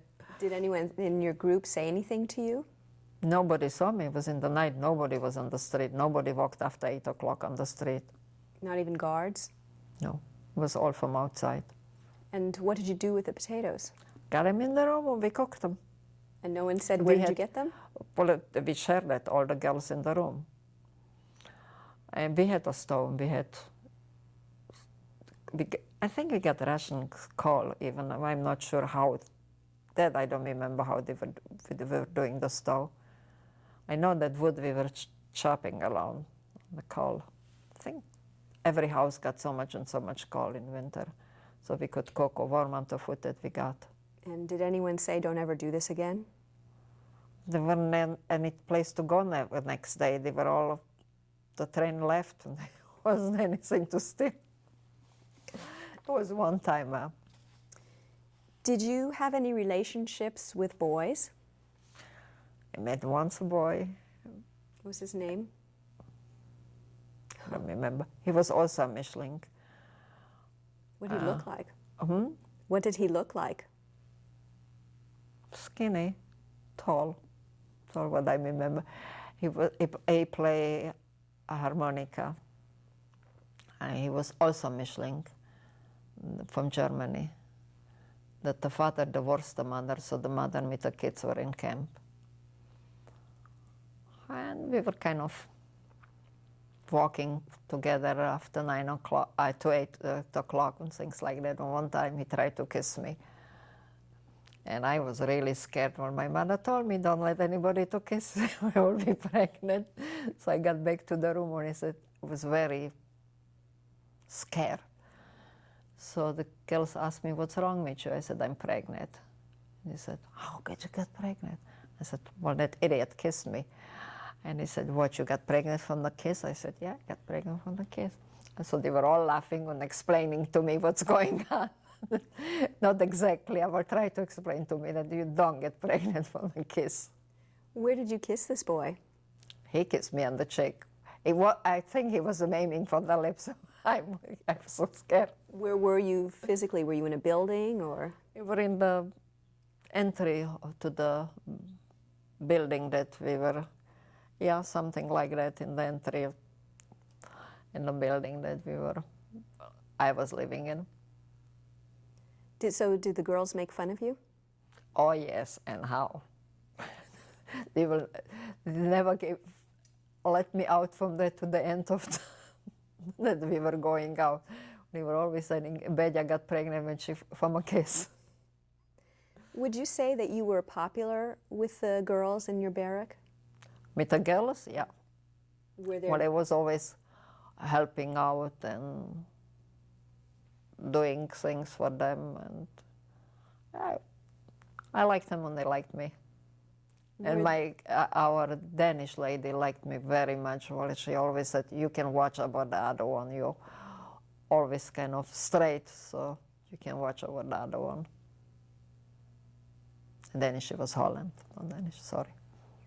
Were there cliques or groups of girls? No, we were all together, kind of friendly.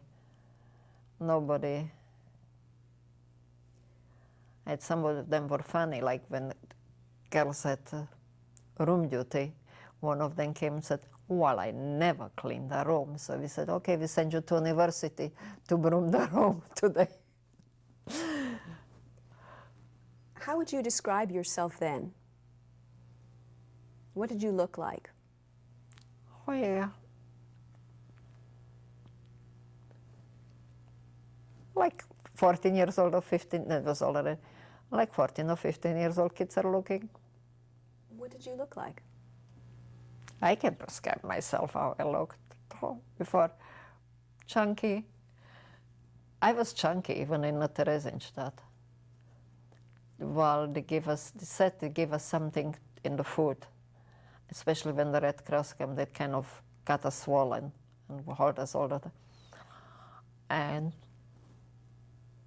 chunky kid. Lots of ideas and lots of dreams and lots of funny things like anybody else has when you're 14 years old. You were there now by over a year. Did you and the girls talk about what your futures would be? Yeah, everybody had idea what he wants to do, what he wants to be, where he would like to go after the war. And most of them wanted to go home to the parents, see that the parents are there, what they left there, or that some of them didn't have connection with the parents. And kids that didn't have the parents, that they would find the parents and things like that. So, and some of them wanted to go back to school. We all hoped to go back to school. And then when the war finished and you got back, you had to work. Otherwise you didn't get food tickets. So lots of kids couldn't get to school. So why do you think there was hope? Or was there hope? You always hoped.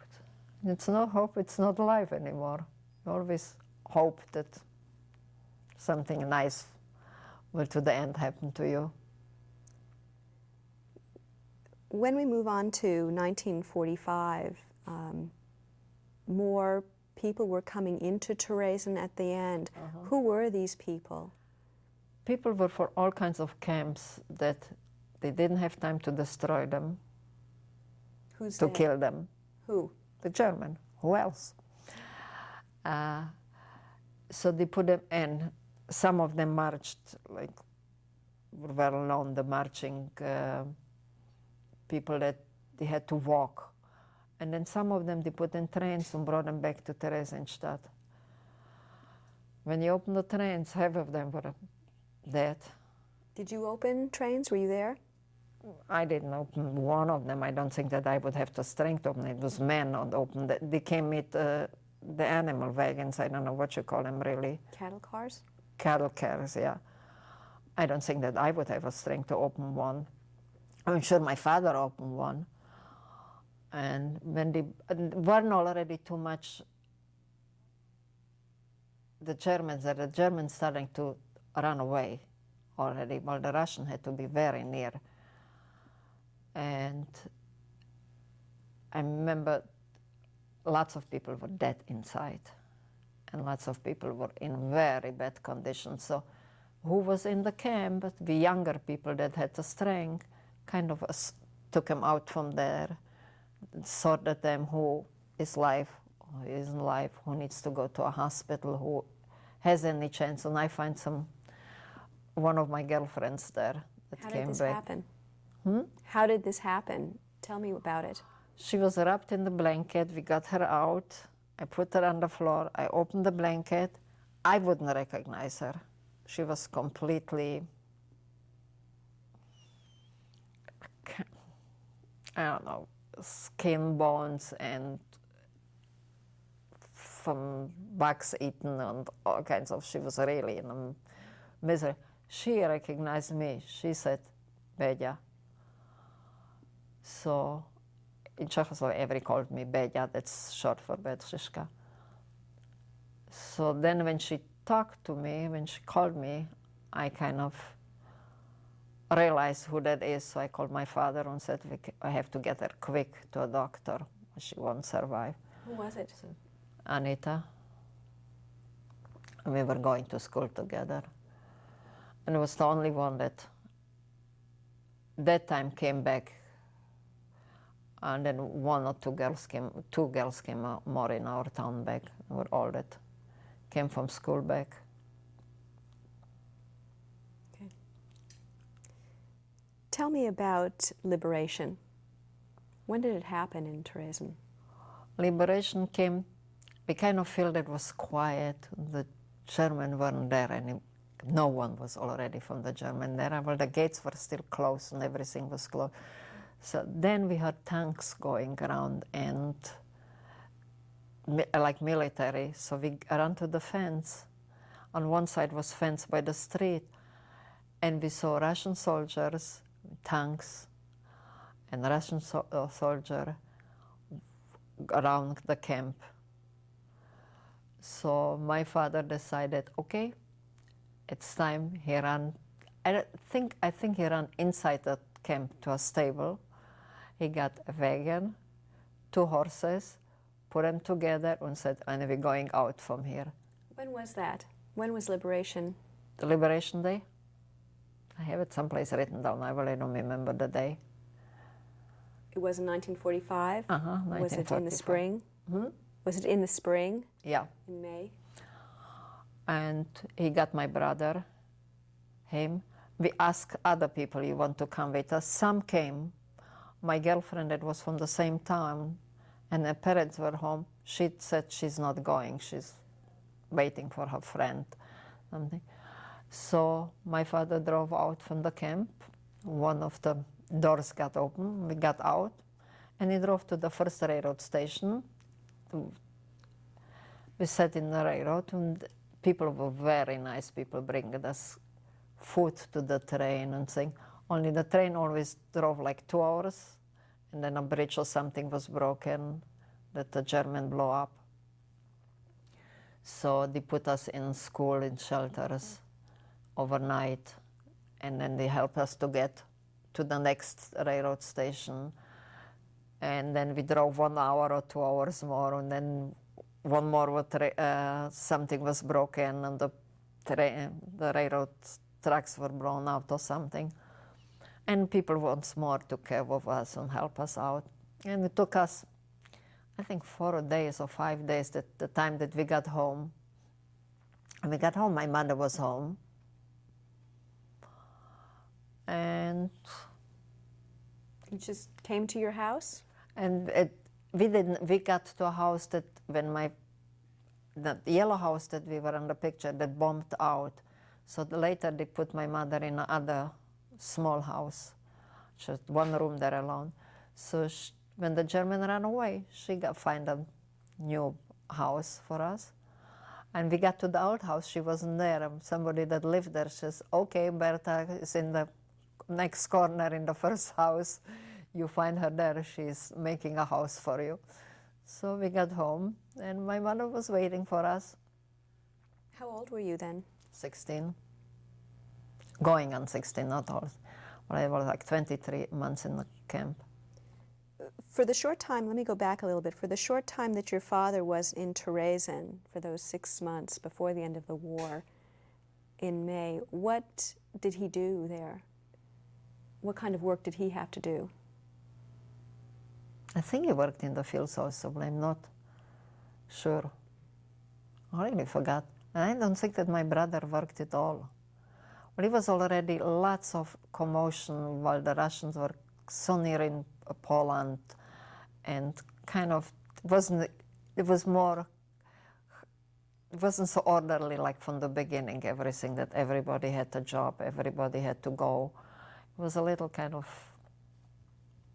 well, he worked. I know that he worked something. Going back home, what kind of job was he able to obtain there? He didn't do anything from the beginning. And he was very helping. Polish people had a lot of trouble when they got out from the camp, so my father kind of worked with the Jewish Federation or something and brought the people through the border in the night, and then they slept the day in our house, and then they took him night once more to other border to get out of Czechoslovakia, that he could live to Israel or some other places. So he worked lots with that. It was kind of like, I don't know, not hobby, but he was helping lots of people to get out of Poland. Going back home, how were you treated by the community that you left? We got kind of a normal life. You had lots of, I don't know how to say it. You always, a long time, I couldn't sleep in the night. Well, you always think, why me, I'm alive, and the other ones no. So it was kind of hard on me while I was so young. I mean, I remember we had a nice big garden in the back of the house. I was lots of time in the night walking in the garden thinking, so why that isn't life and what that isn't life. That time I remember them more when it was a short time. Today I don't I do remember sometimes faces and things, but I don't remember exactly the names and all that stuff. Or it was very hard that you always felt, years you felt always, why me and why the other no, what they did wrong. Did Anita have a family to go back to? No, she didn't have anybody. Her mother, she had a stepfather. Well, she stayed in our house for a time. My mother was kind of helping some of the kids that came without parents. She fed them, she dressed them, she left them in our house. And then she started to work. She worked also for Kultusgemeinde, and she found a job in the Jewish community. And is the Kultusgemeinde similar to Federation? yeah, something like that. When you returned and you had a moment with your mother, did she say anything to you? Yeah, I think she was so happy hugging me and kissing me that she didn't say anything. I was happy that I was home and that I was alive. Well, I was such a long time. I think my mother always felt like she owes me something. Even when I was already back on married, she always felt like piece of my life was missing someplace. She always felt like she owes me something. Even today when she talks to me, she always feels like she's only 86 years old. And she always feels like I made something wrong, that like she was responsible for the whole thing. She feels guilty, kind of. She doesn't have why. She was always very good. It's kind of like I missed something in life, and she was my mother, and she should do perhaps more or something. So she always was kind of very protective over me, and always trying to give me the blue of the skies. She had it or didn't. Did you tell your mother about your experience? What? Did you tell your mother about your experience? I don't know. I don't think that we ever talked about it too much. I know that I didn't talk too much to my kids. I know that very seldom I talked to my husband about it. Well, my husband couldn't understand. How could you do anybody to let you to do to you? Why didn't you do something? And my kids, and most of the time with my kids was over food. Well, food was so precious over the whole 6 years that when we throw something out, I said, oh, I would be so happy to have it. And then there came a time when I know how kids are. And said, well, we had that already, Mom. So then you stopped also to say that. So, after being on your own for so long and not seeing your father or brother till the very end, was it difficult to be a daughter again? no. It's very nice that somebody takes care of you, that you were so long alone when you took care of yourself or even helped some other people. It feels really good. How had your experience in Theresienstadt affected your feelings about being Jewish? When my mother insisted that we will be Jewish, my brother and me, my parents had a pact between them that when we will be grown up, we can change our religion. It's our life, and we have the right to do what we want to. So the main thing that was to me that I decided I would never change my religion. I suffer for that when I stay there. And it was also one reason that I decided to go to Israel. I'd like you to ID a photograph, please. Mm-hmm. Would you tell us, please, say, starting from the left bottom, if you would tell me who is that? My father, my mother, my brother, and me. Okay. And could you give me names, please? Arthur, Berta, Yishi, and Bella. And do you know when that was taken? Yeah, 1945, 6, after the war. Okay. Another photograph is coming up. They're friends from school, friends that live with us in the same house. The girl in the middle with the dark hair, she lived in the same building that I left. The guy with the glasses on the left from her is one of the teachers in school. The girl over his head is kind of cousin of mine. She was my cousin. She lived in the same building that I live across the street with the girl that was my teacher, also the art. The one under there was a teacher. The one under there was a school girl. The one next to her with the glasses is also a teacher. And the last one is also a girl in the camp. And do you know what happened to these people? All of them are dead. Not one of them is alive. You mentioned that you were going to go to Israel. Did your family sit down and decide that you would all do this? Okay. After 3 years after the war, the communists came to Czechoslovakia. And there was kind of that we cannot live anymore. We are once more in something that we didn't choose in our life. And then it came that Czechoslovakia helped Israel in an independent war. Israel sent Sabres to Czechia to train. What is Sabra? Sabra is Israeli-born kid. They sent them to Czechia to military train. Israel had flyers, only mercenary that they pay the money. We didn't have our own flyers. I call me still Israeli. They didn't have their flyers. They didn't have a really army. They didn't have any ammunition too much and things like that. So I was on vacation and in mountains, and Anita left, with Anita and with some other friends, and she left in the middle of the week for work. She came back and she said, you know what they are doing? They are training. Who wants to join the army, Israeli army, wants to go for 6 months training, can leave Israel and go, that's the kid, most of them, and they can live to Israel. So I left for Israel. That's Anita. And we had 6 months military training. My brother. When was the photo taken that we just saw? Oh, that's already in Israel. That was 1949. Okay. 48, 49. And my brother was trained parachutist. When he left Czechia to go to Israel, it was still Israeli war. I left 3 months later, and they promised they would send our parents later. The war already finished.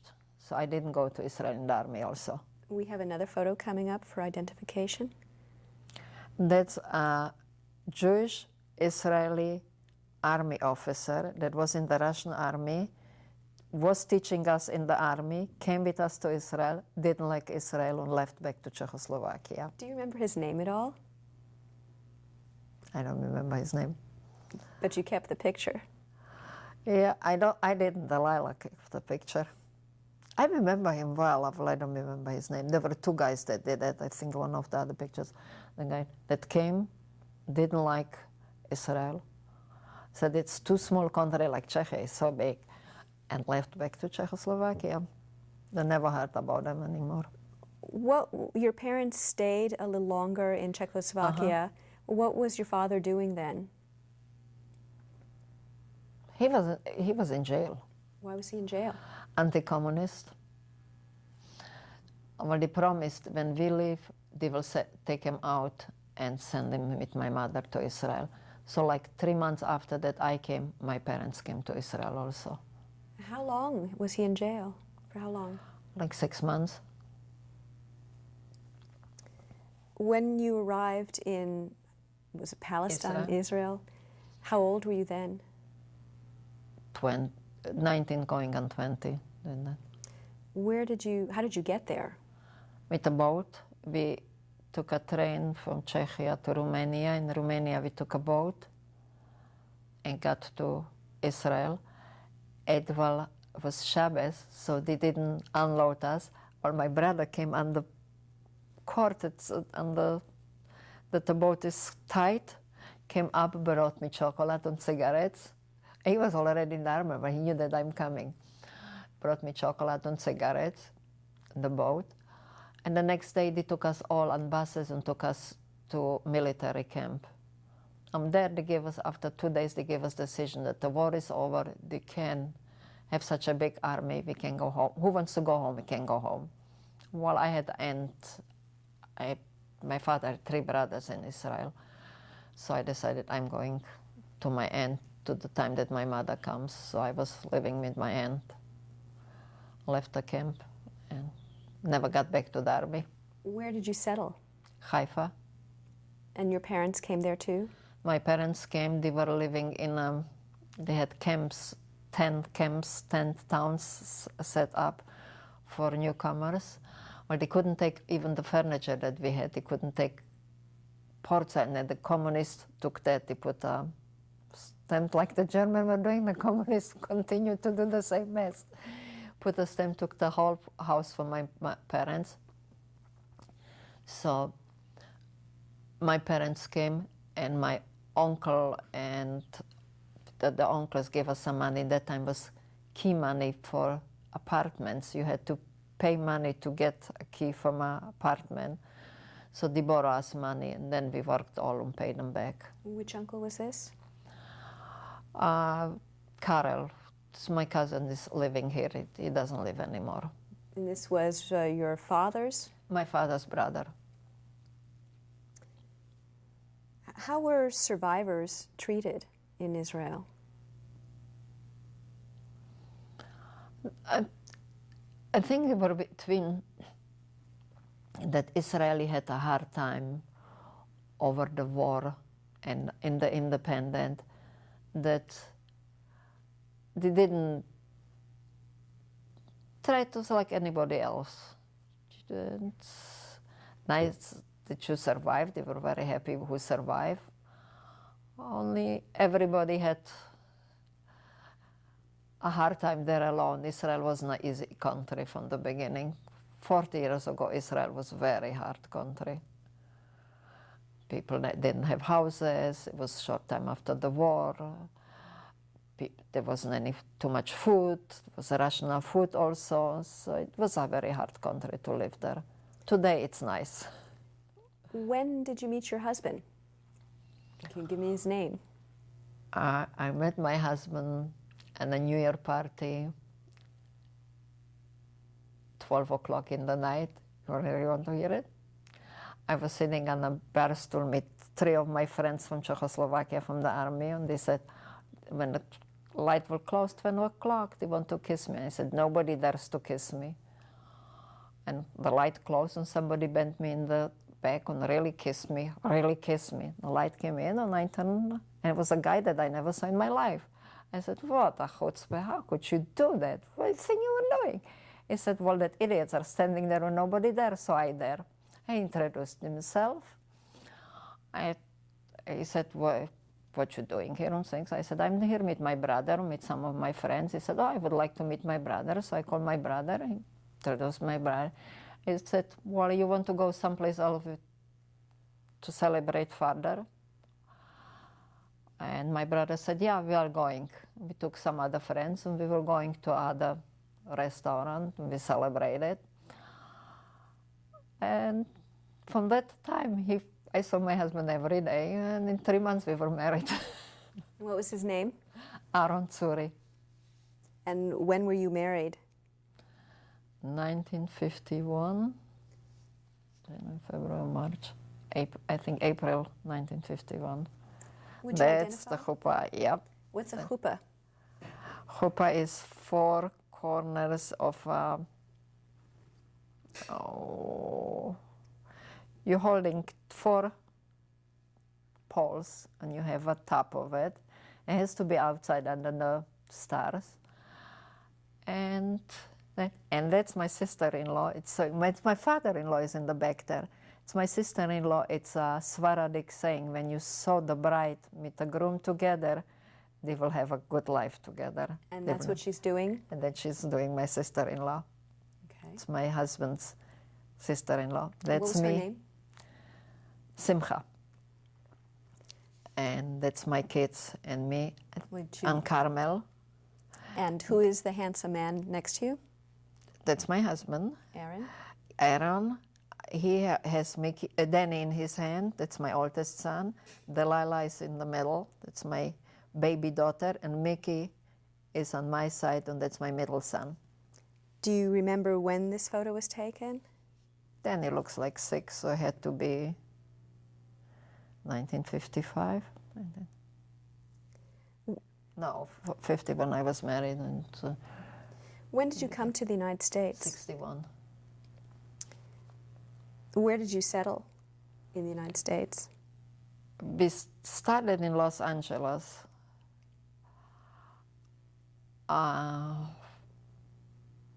husband brought money with him and he worked in real estate in Israel. So he bought like 5 houses and 2 apartments. And in 61, he couldn't sell them. It was something wrong with the escrow. We lost almost everything. So we moved to one of them, to Altadena, that we wanted to save. And he started to work. My husband wrote and spoke 7 languages. And he couldn't find, he thought he will find easy work, and he couldn't find me this that easy work. So he worked like a salesman, and then he found work in title insurance. And that was what he was doing in Israel. And when did he pass away? 1977. Are your parents still living? My mother lives. And do you remember when your father died? What date? Yeah, 1978. And your brother? My brother lives. My brother lives in Israel. And That's my mother okay. now. That's what she looks now. She's a little thinner. And your mother's I think name it's again? even here taken. I'm not sure. She's 86.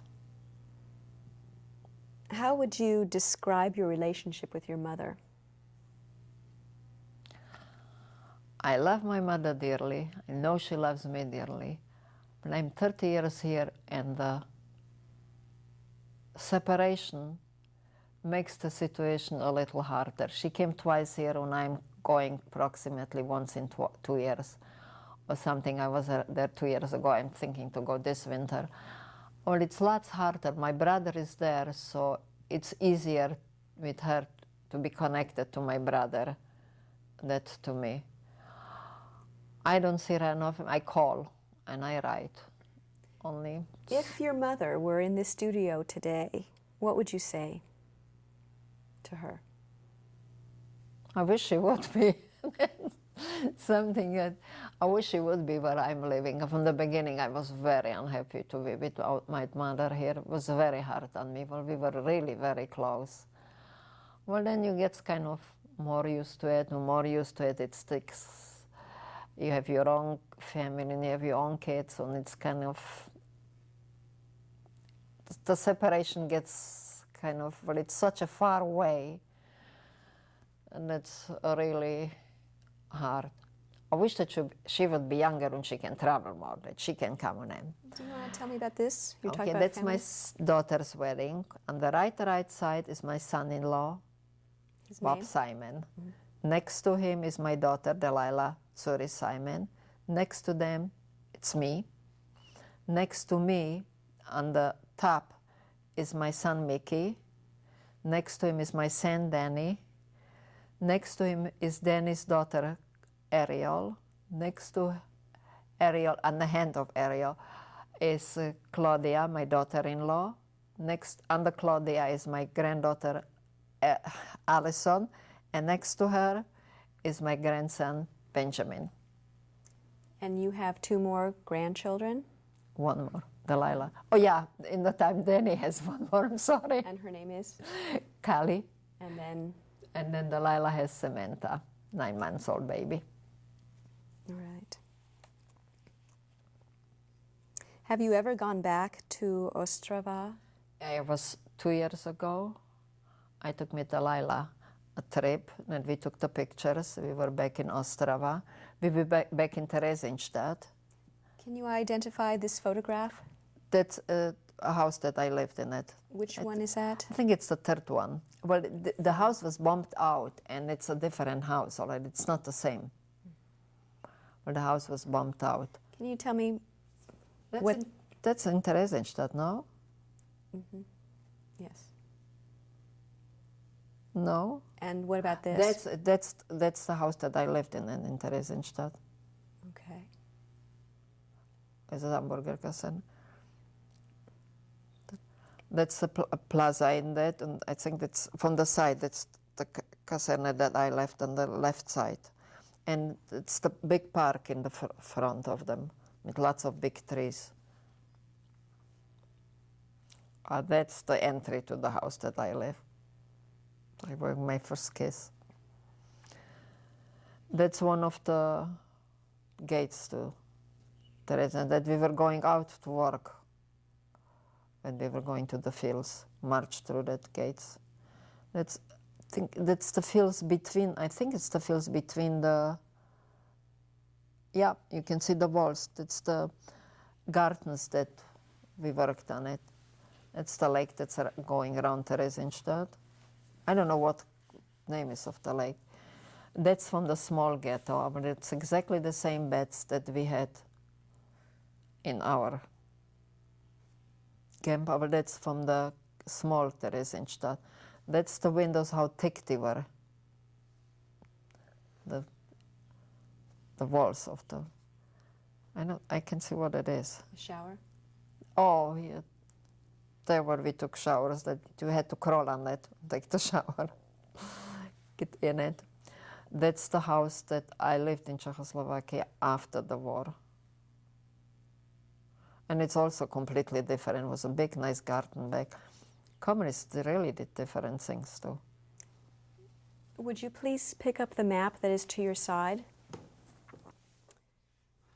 And would you tell me where the photos were taken of the interior of the buildings, the bunk beds?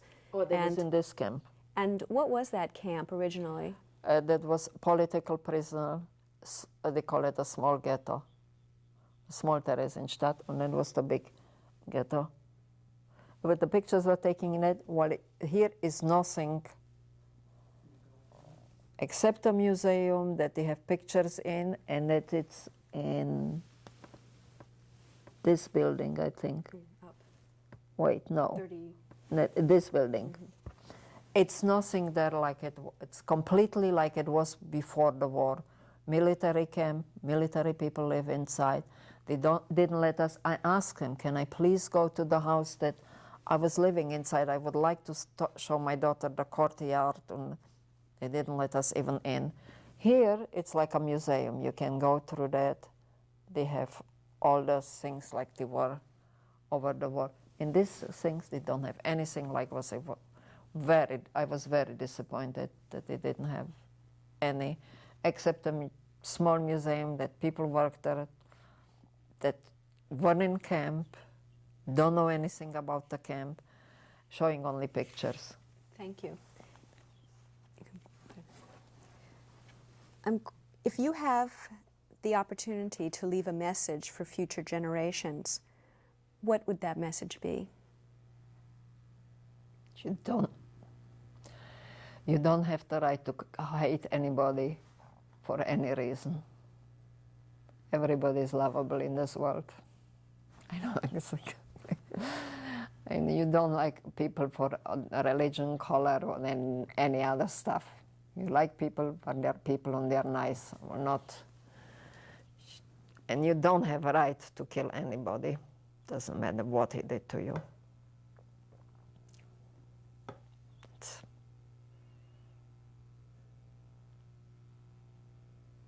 Thank you.